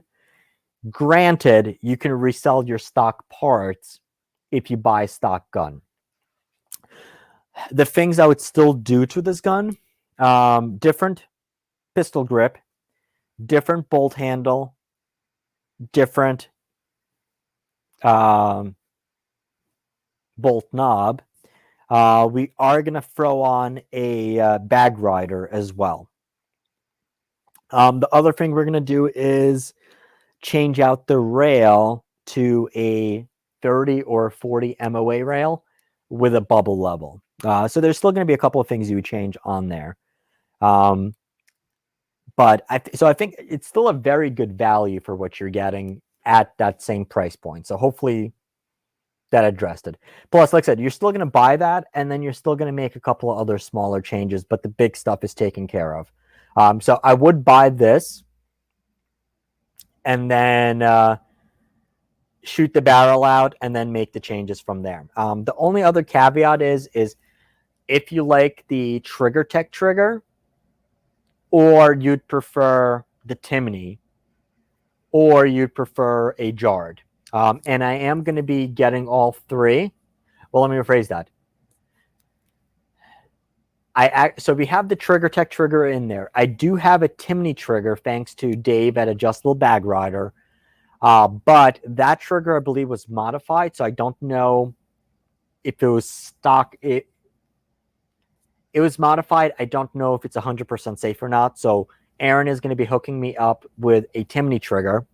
And then I'm going to request one for Jard. So we are going to do a comparison of triggers that are commercially available for the Ruger Precision Rifle. Now, are there any others that you're aware of triggers available for the RPR, Matt? Or Justin, if you know, let me know. Because Jewel, I don't believe, makes one. I think Geisley was possibly planning on. That would kind of surprise me. Yeah. So yeah. So I hope, Justin, I hope that addressed that question. Cool. Bass Pro screwed up Cabela's. Yes, they did. St. Mary's, PA. I will look it up. No clue where that is. 1978 Savage 110, Ruger M77, and Remington 700. Do you believe? Less than $275 new. Yes.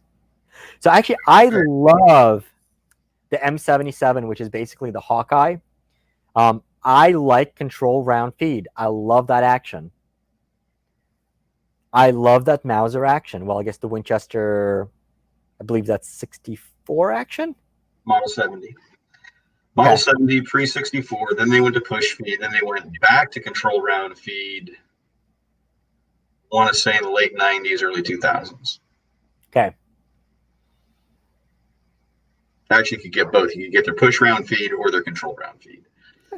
I have a handed Model 70 control round feed. Showing my age, but I remember M1 carbines at Western Auto for $49.95. Wow.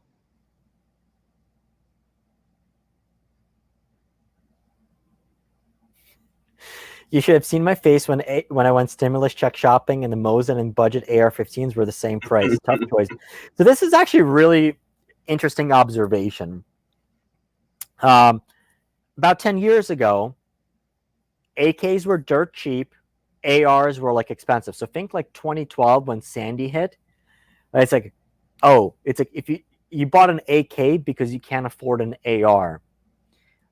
Then when all these companies started getting in, trying to cash in on the crunch, they flooded the market with companies who are making AR parts. And now we have the inverse. It's like, oh, you can't afford an AK? Go buy yourself an AR, because you can get an AR for about $500. But an AK, a good quality AK, is going to be at least $1,000 to $2,000.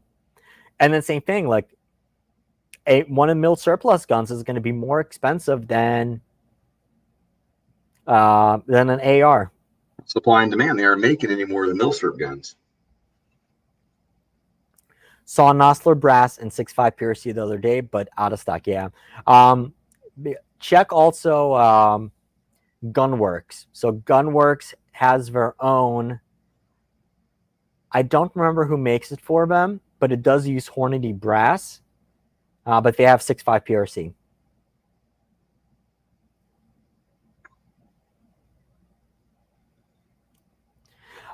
So Drew, you're welcome. I would also say go on Facebook, join the 6.5 PRC groups. There's usually people who will post there.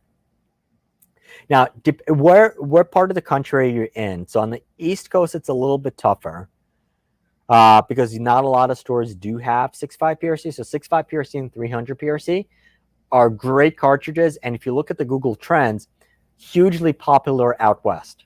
So there's a lot of places that you're going to have them there. And I would also say just contact your local small stores that are not run over. I have a good question. As an immigrant to America and getting into guns now, how did working industry change your opinion on certain guns or things for them? So this is actually a really great question. And what I will say is, so when my brother, and I don't think he's on, he was on earlier.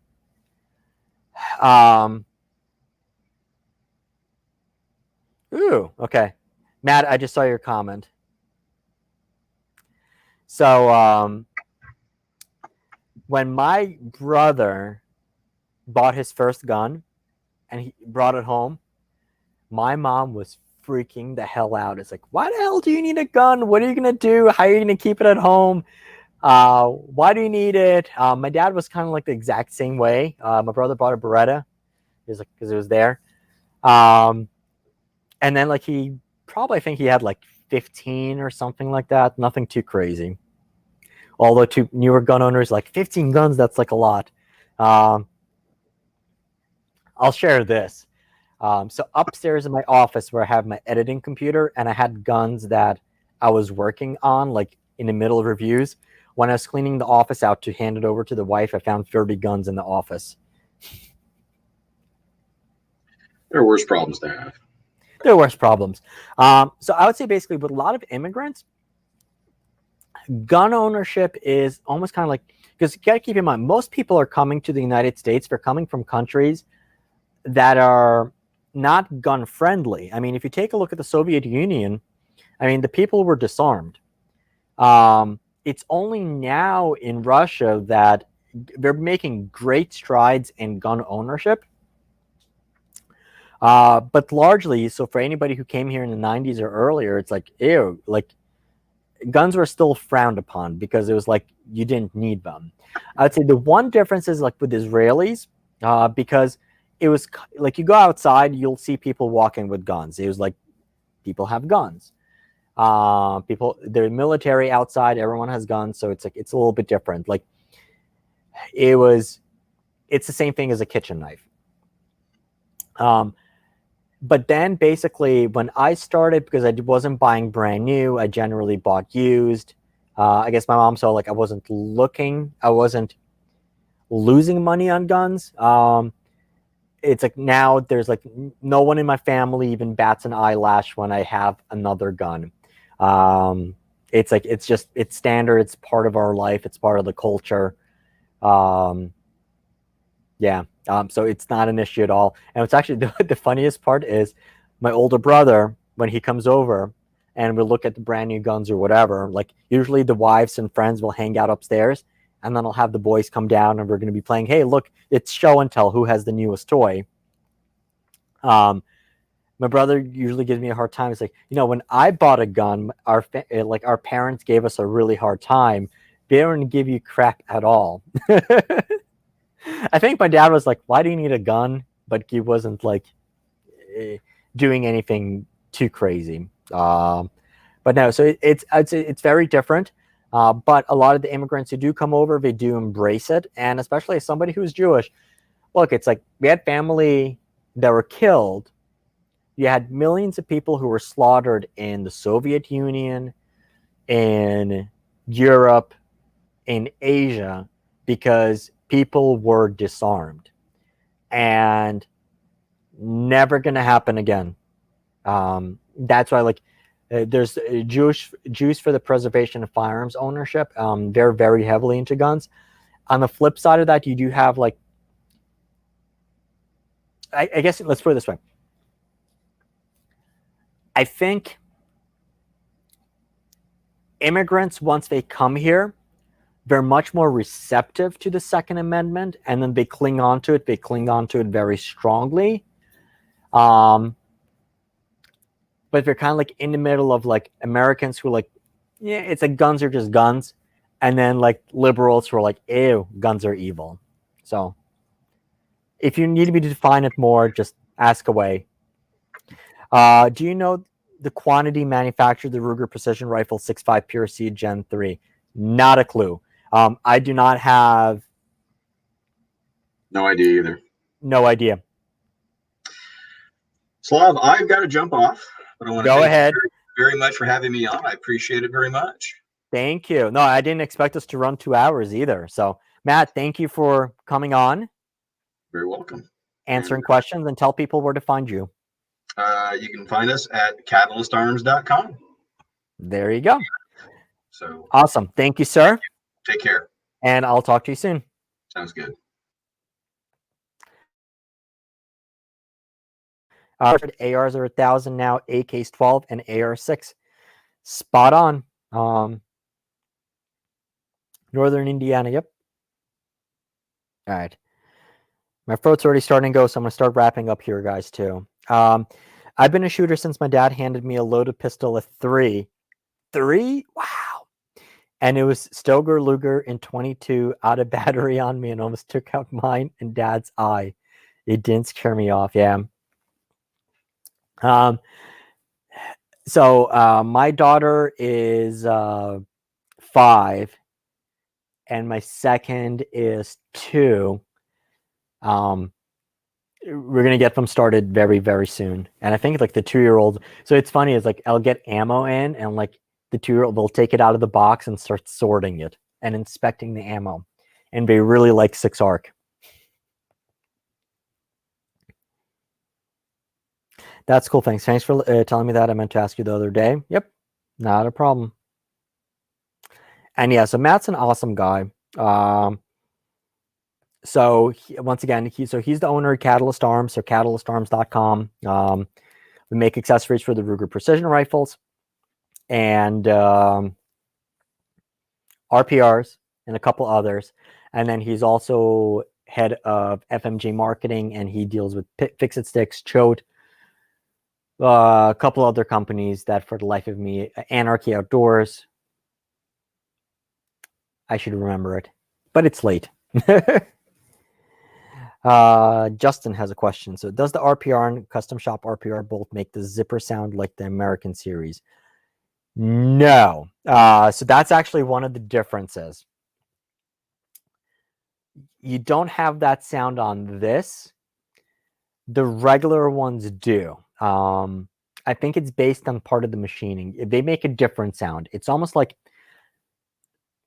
go watch my videos. I usually have the microphone fairly close on the RPRs.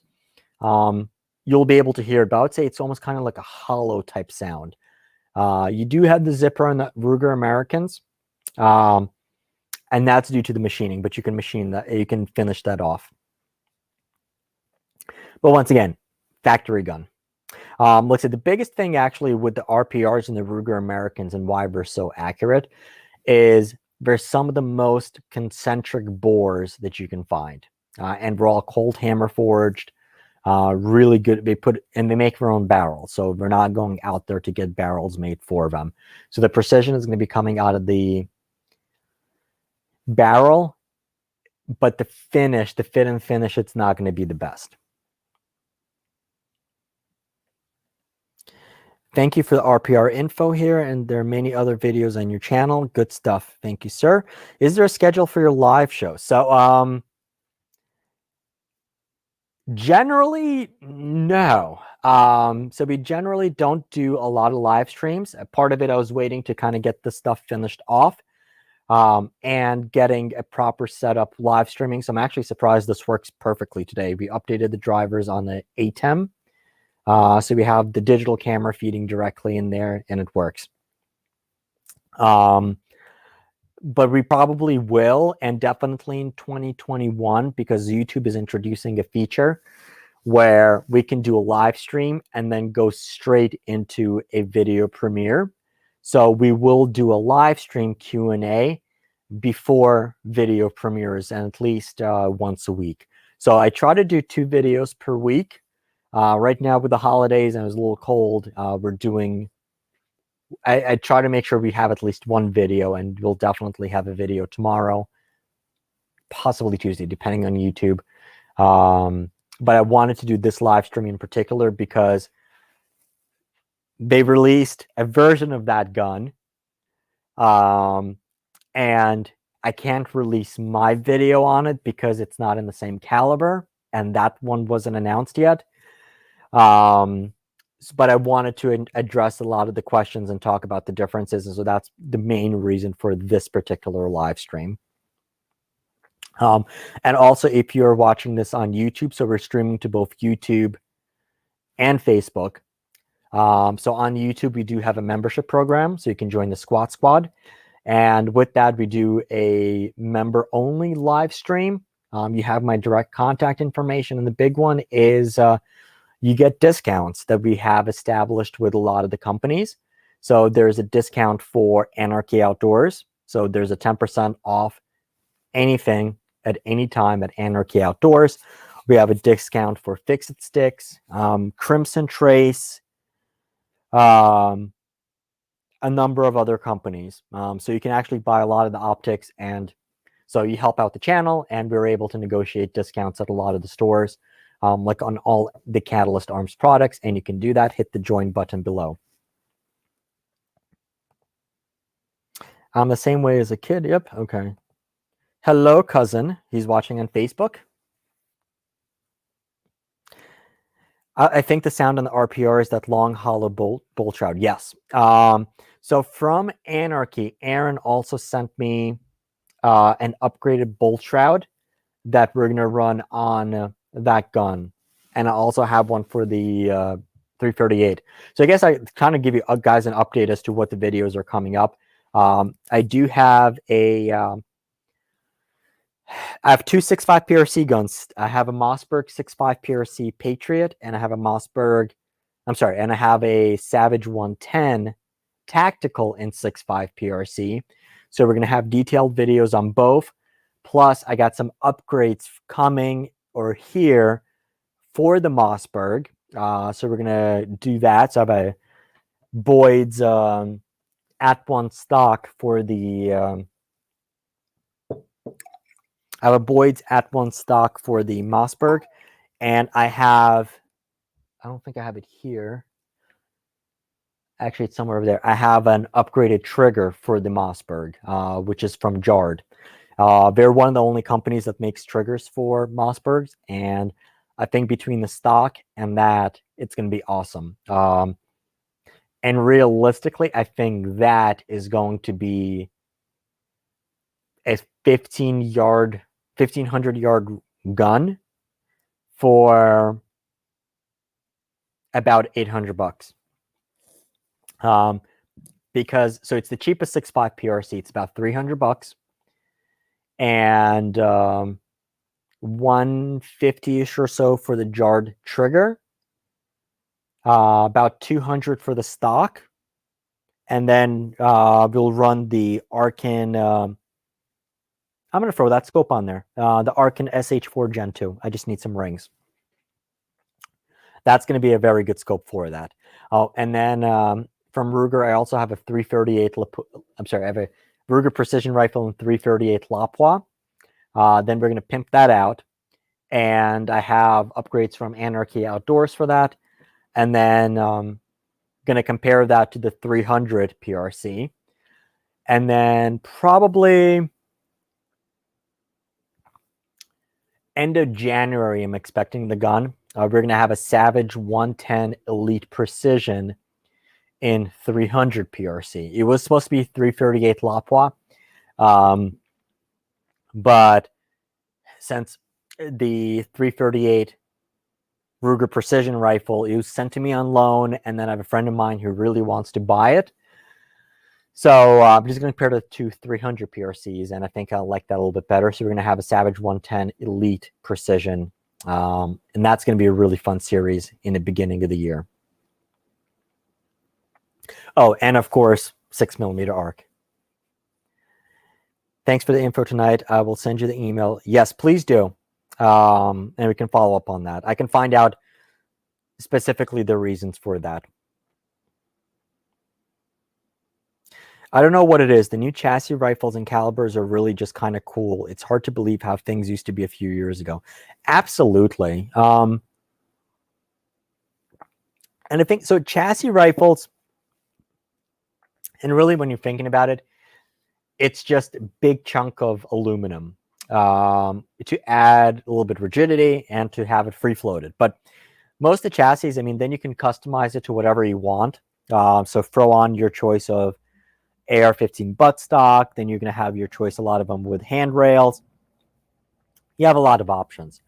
The only caveat is, so like with the MDT LSS chassis, the light one, it's not actually stiff enough.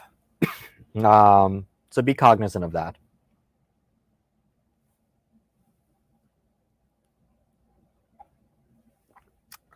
Drew, no. So there is no left-handed version on the Ruger Precision Rifle. And the reason why,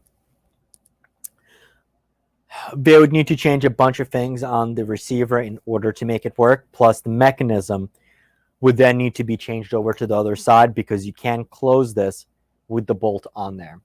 There would need to be a bunch of things that changed. But what your friend could do is get a Ruger American left-hand version, get a chassis for it, and that would be ambidextrous. So there are options. What are your thoughts on Christensen Arms PRC? Great question. Played with them at Cabela's, played with them at SHOT Show. Good guns. There's questionable quality control on the barrels. I do think they're better hunting guns because they're lighter weight. I don't have any direct firsthand experience with them. I want to get some experience with them. I've tried reaching out to them a number of times. Have not heard anything about them. And I don't necessarily have the urge to go out and buy a Christensen with my own money to experiment with it, particularly because I'm not sure if I would like it or end up keeping it, or quite frankly, if I need it. A lot of the times, so I'm grateful. One of the cool parts about running the channel is I'll answer it two ways. Because of the channel, I have relationships with some of the companies where I can reach out to them and say, hey, can I get this gun on loan so I can test it? And basically, they would send you the gun on loan. You have either 30, 60, 90 days. When you're done with it, you can send it back. Because I come into this, I've been a gun guy, but professionally, I've been in the finance world. And some of the bigger companies, they know me from that perspective. So it's literally me not trying to battle it up the chain. It's me sending an email to the executive office and be like, hey, by the way, I want to play around with this gun. Can you get me one? and it happens. Still on loan, of course. And actually, it was because of that that a year ago, I was encouraged by two of those companies who knew that I have a gun forum. They're like, hey, Max, have you considered doing a gun channel? I'm like, you know what? That's a really good idea. So that's kind of how it started. Al, thank you for answering that question. No, there's no need to retract the comment. It's all here. Yeah, you tapped it twice. I'm like, I'm not blind.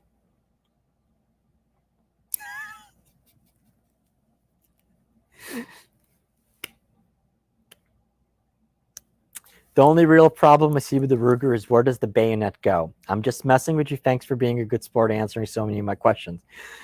It's not a problem because a modern bayonet. Hold on. I have one here.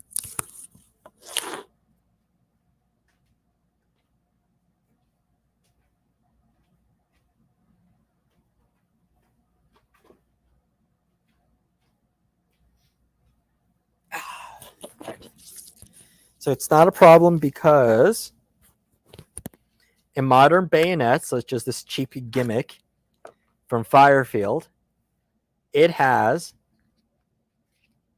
a Picatinny attachment. So you have M-lock. You have a lot of those parts that come with a Picatinny attachment that you'd put it on there. The problem is the barrel is too long. That's the only problem. And I'm not gonna attach it to the barrel because that would affect the harmonics. Although if you do Velcro it, and it might just for shits and giggles, it does look like you have a labrador attached to it. Or get a really long handguard. Right, the carbon fiber wrap barrels on Christian's arms are clever, but I had to add a lot of weight to it as it really is light. Fine for carrying, horrible for recoil. I still like mine though. All right, I'm gonna go back and get a carbon fiber barrel. Damn you guys.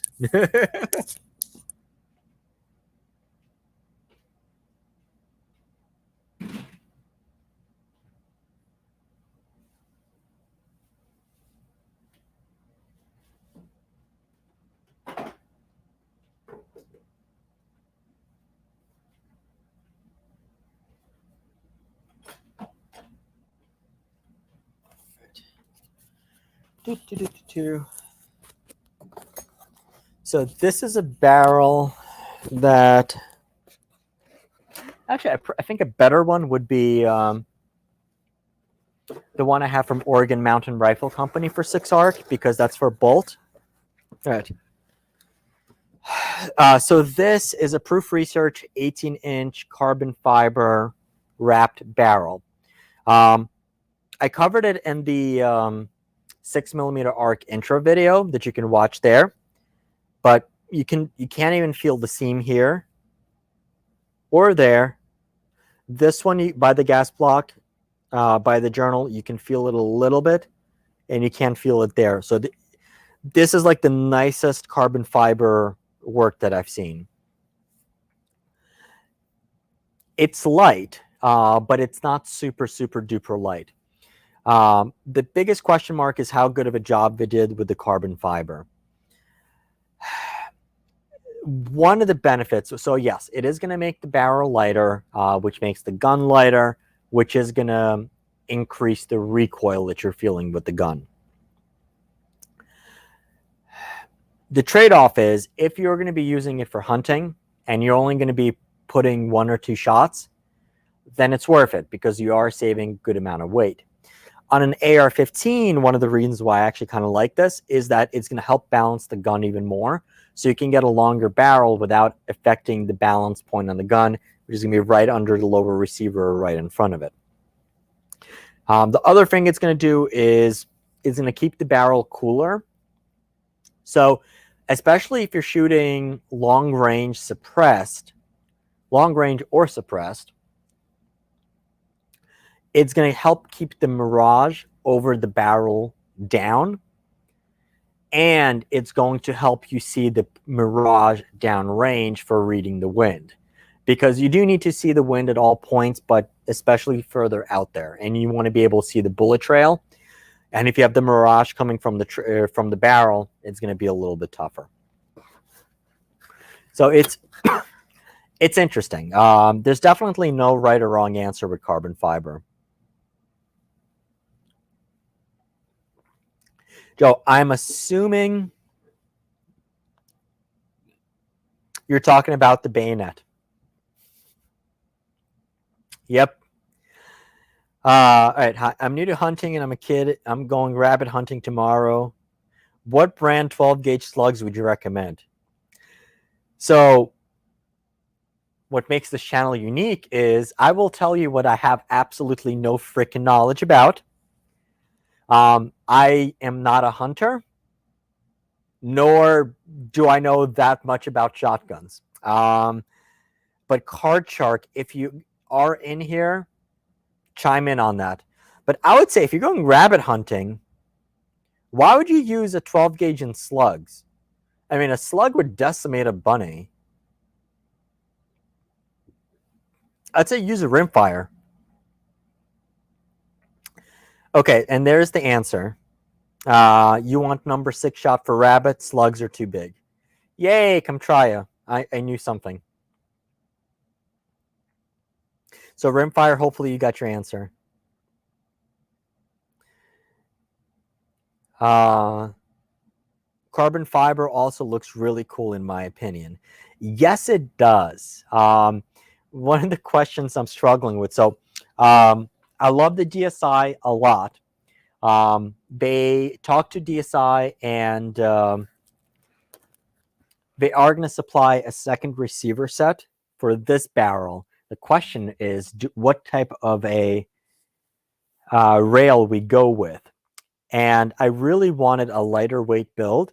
I wanted a carbon fiber rail.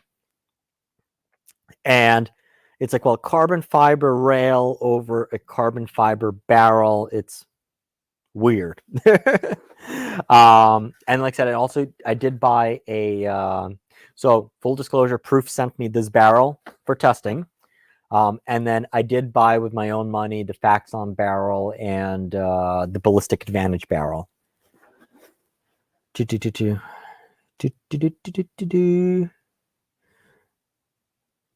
All right, so oh, hold on, guys. Battery died. Let me replace the camera real quick. Not the camera, the battery.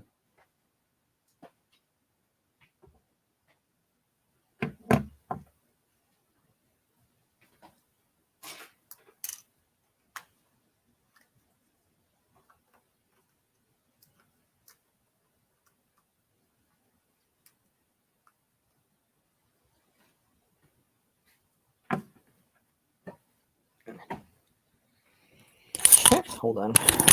I'm gonna pop back on. There we go.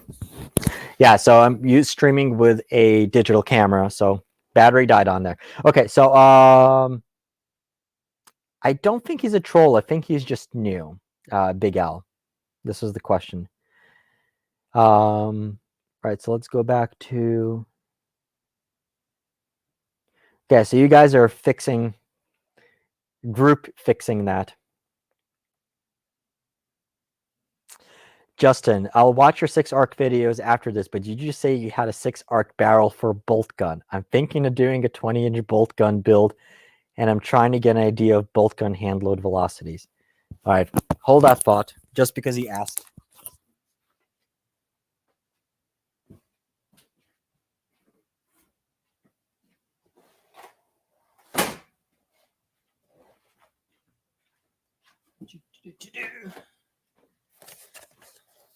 From Oregon Mountain Rifle Company. If you want a really nice barrel for any bolt gun, this is going to be the... Almost knocked the Strike Eagle off the table.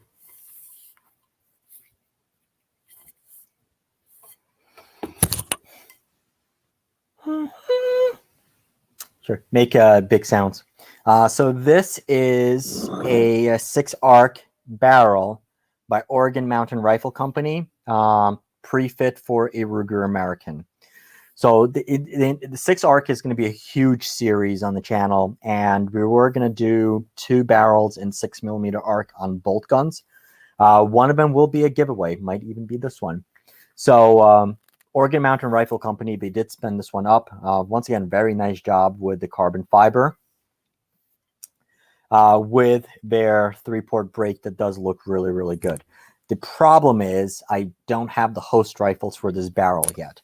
So we have one barrel that's this, and this is a 22-inch, 1-in-7 or 1-in-7.5. I don't recall what we chambered it in. I'll have to go back and look at notes. I think it's 1-in-7.5. So this is going to be a really nice gun. And then the other one is probably going to be a 24 or a 26-inch by Patriot Valley Arms. And so they're a precision rifle company in PA, in Lancaster County, and does a lot of parts. So there's actually a couple of brakes that you've seen on my guns they develop. And sorry, the volume was low. And so he is going to be putting the guns together for me. So we're going to be taking 2 Ruger Americans and 6.5 Grendel. I'm going to do a detailed video on one of them. And then we're going to basically just end up keeping the action and building them out, replacing the barrels and putting them into chassis. And then we'll get basically good results on that. The problem that I'm running into is, though, I mean, the host guns were supposed to be here a while ago, and they're just delayed. And I don't know when they're going to come in. So to kind of fill it in, we're doing the semi-auto stuff, and I'm really liking it. But realistically, like I said, that 24-inch T-box barrel, that should easily hit a mile. But out of a bolt gun, that will be really, really cool.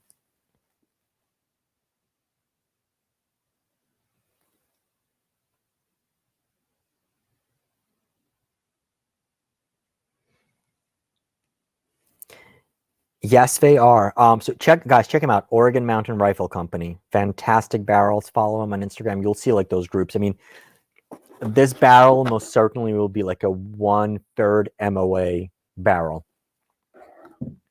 And nice lightweight too. Well, not lightweight, but it's like, it feels like a 16-inch barrel.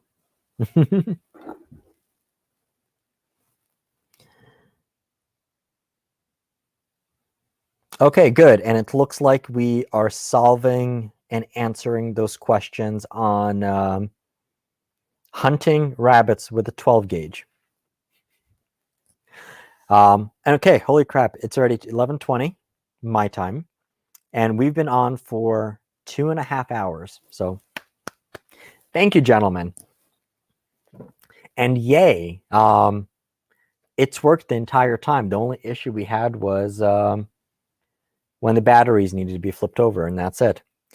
So hopefully that answered your questions on the custom shop Ruger precision rifle. If you have any other questions or anything I didn't address, leave them in the comments. I will answer those. I'm trying to get a more definitive date as to when I can release the video that I have. But what I think I'm going to end up doing anyway is cutting that video down and removing references specific to that caliber, and focusing on the differences, and I'll just release that. And then whenever that particular gun is released, I will just release, I'll have 2 or 3 videos ready to go for that. So that's going to be really, really good. What else? So tomorrow we are going to have a video on the Arken SH4 Gen 2. That's going to be a first look. So actually, he didn't pop on.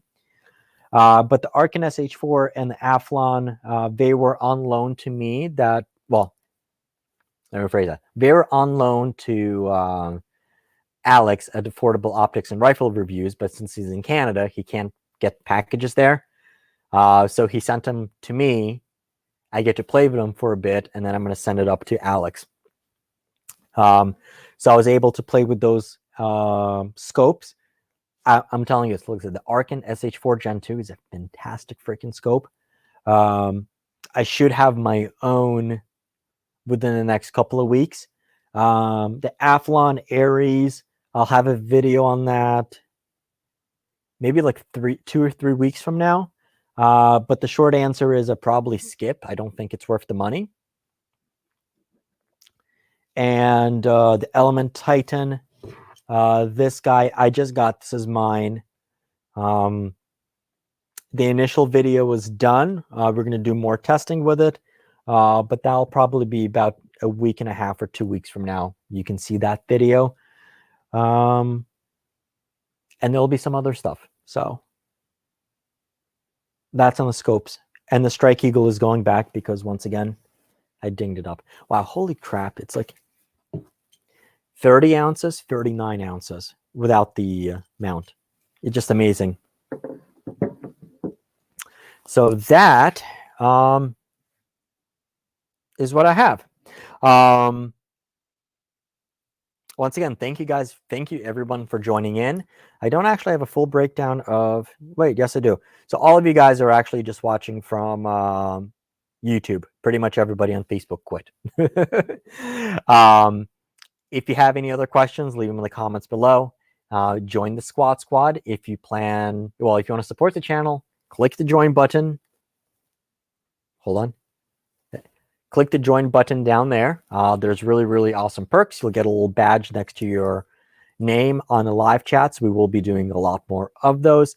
And once again, if you're planning on purchasing any gun parts, we do have exclusive discounts with a lot of companies such as Anarchy Outdoors for items. And that's basically that. Let me look through. Okay, since you guys are still chatty, you should be able to. And that's that. So, as always, thank you, everybody. Well, hold on.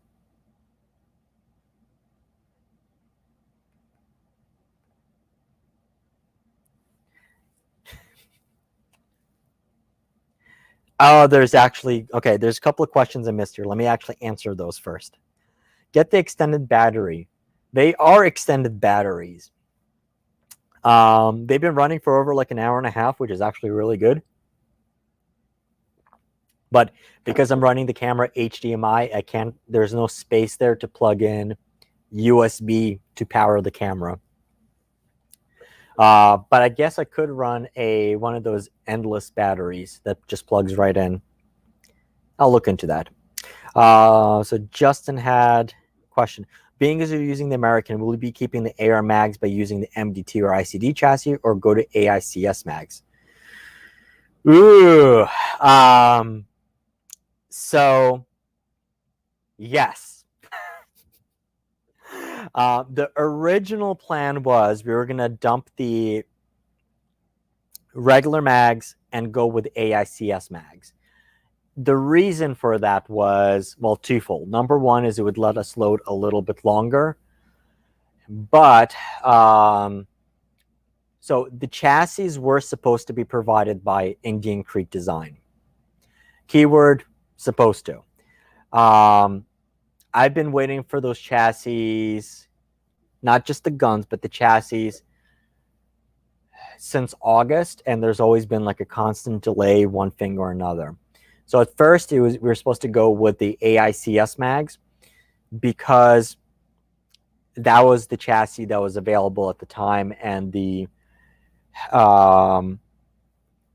standard P mags, the 308 mags, actually let me rephrase it, the standard AR-15 mag ones were going to be available later on. At this point, I would actually probably use the standard AR-15 mags, because then we can use the regular Duramags. I don't see any here. And obviously that is a standard AR-15 mag. That's a 223 mag and a 6mm arc gun. But it says Slav Guns on it, so that's why I'm keeping it there. But I'll probably go with the Duramags or the Amend 2 mags just to kind of keep it simpler. But the issue that I'm running into is I don't know whether we're going to use the Indian Creek design chassis. It is possible we replace it with the Brownells or the MDT chassis, and the only one that's available is the LSS, which does have a little bit more flex. What I may do is actually do one chassis, and since I'm starting to develop a relationship with Brownells, to do a second one with the At-1 stock, and I'm going to have an At-1 stock for the Mossberg, so I'm going to play with it, and if I like it, I think we'll do that. Then we'll bed it and all that stuff, and we'll run standard AR-15 bottom metal on that. So we'll see. It's kind of it's a little bit of work in progress. We did have a plan. It was all planned out, but well, they kind of screwed the timeline a bit. So it's a little bit of a sore point. So we'll see kind of like which way we go. And like I said, another thing with the AICS mags is you need to run into spacers. And I actually don't know anybody who's running 6 ARC with AICS mags. I mean, they are running them for 6 PPC and all those. So, I mean, we're there.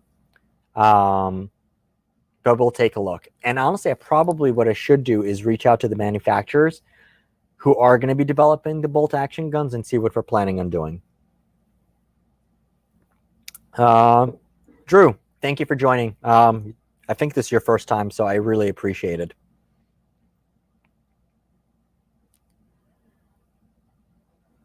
Rimfire, I'm glad we're able to help you.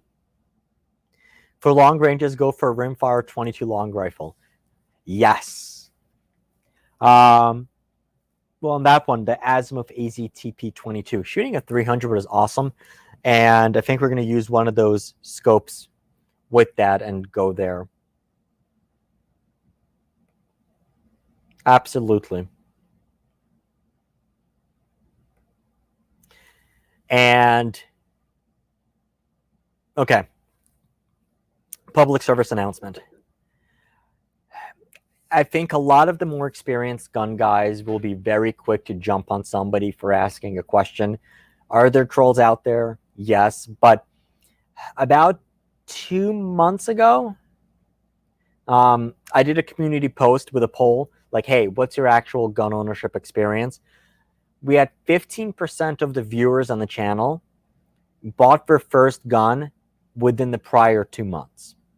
And then we had about 25 or 30% of the people that were less than a year. And once again, though, I mean, we do have to keep in mind, it's how do we measure experience of gun ownership? Is it just how long you've been a gun owner, or how many rounds have you put down range? And I think it's a combination of both. So there are a lot of less experienced people, especially watching YouTube, and I don't think there's any really stupid questions, or we might look at them as stupid, but somebody who's new, it's not a stupid question. And transitioning to kind of like, how do we ensure the Second Amendment? I strongly believe that the best way to ensure the Second Amendment is to get guns into as many people's hands as possible. I don't know of too many people that I've taught that were like, ew, guns are evil or guns are creepy. At the very least, they'll have an appreciation for firearms. So we gotta love those newbies as much as we do love experienced gun owners. So be kind to them.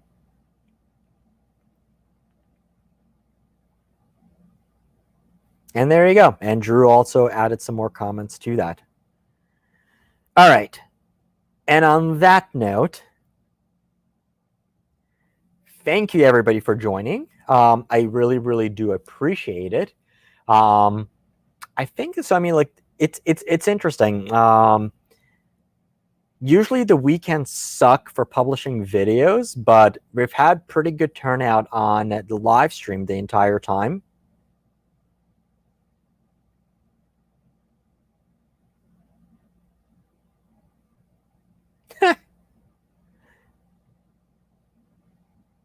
That is really interesting. I'll have to take a look at that. Where the hell was I? Thanks for joining. We will, I'll see about doing more of the live streams on the weekend, like maybe like Sunday evenings if it works for you guys, or I'll put up a poll in the community section, so just pay attention to that. Just let me know when it's going to be a good time to do a stream. But in the beginning of the year, when YouTube actually rolls out the newer feature, what we'll do is I'll try to do a live stream immediately before we do a video premiere. And so we'll be able to discuss things and then go right into the video premiere. So that's what we're trying to do. Okay, hold on. Later, guys. Al, thank you for joining, buddy. I have to answer this one.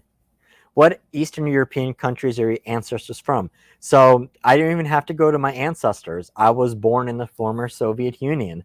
I was 9 years old when I came here, so that was back in '91. And we are from Ukraine, but I'm one of those ethnic Russian-speaking Ukrainians. I do understand Ukrainian, but I can't really speak it that well. But that's that.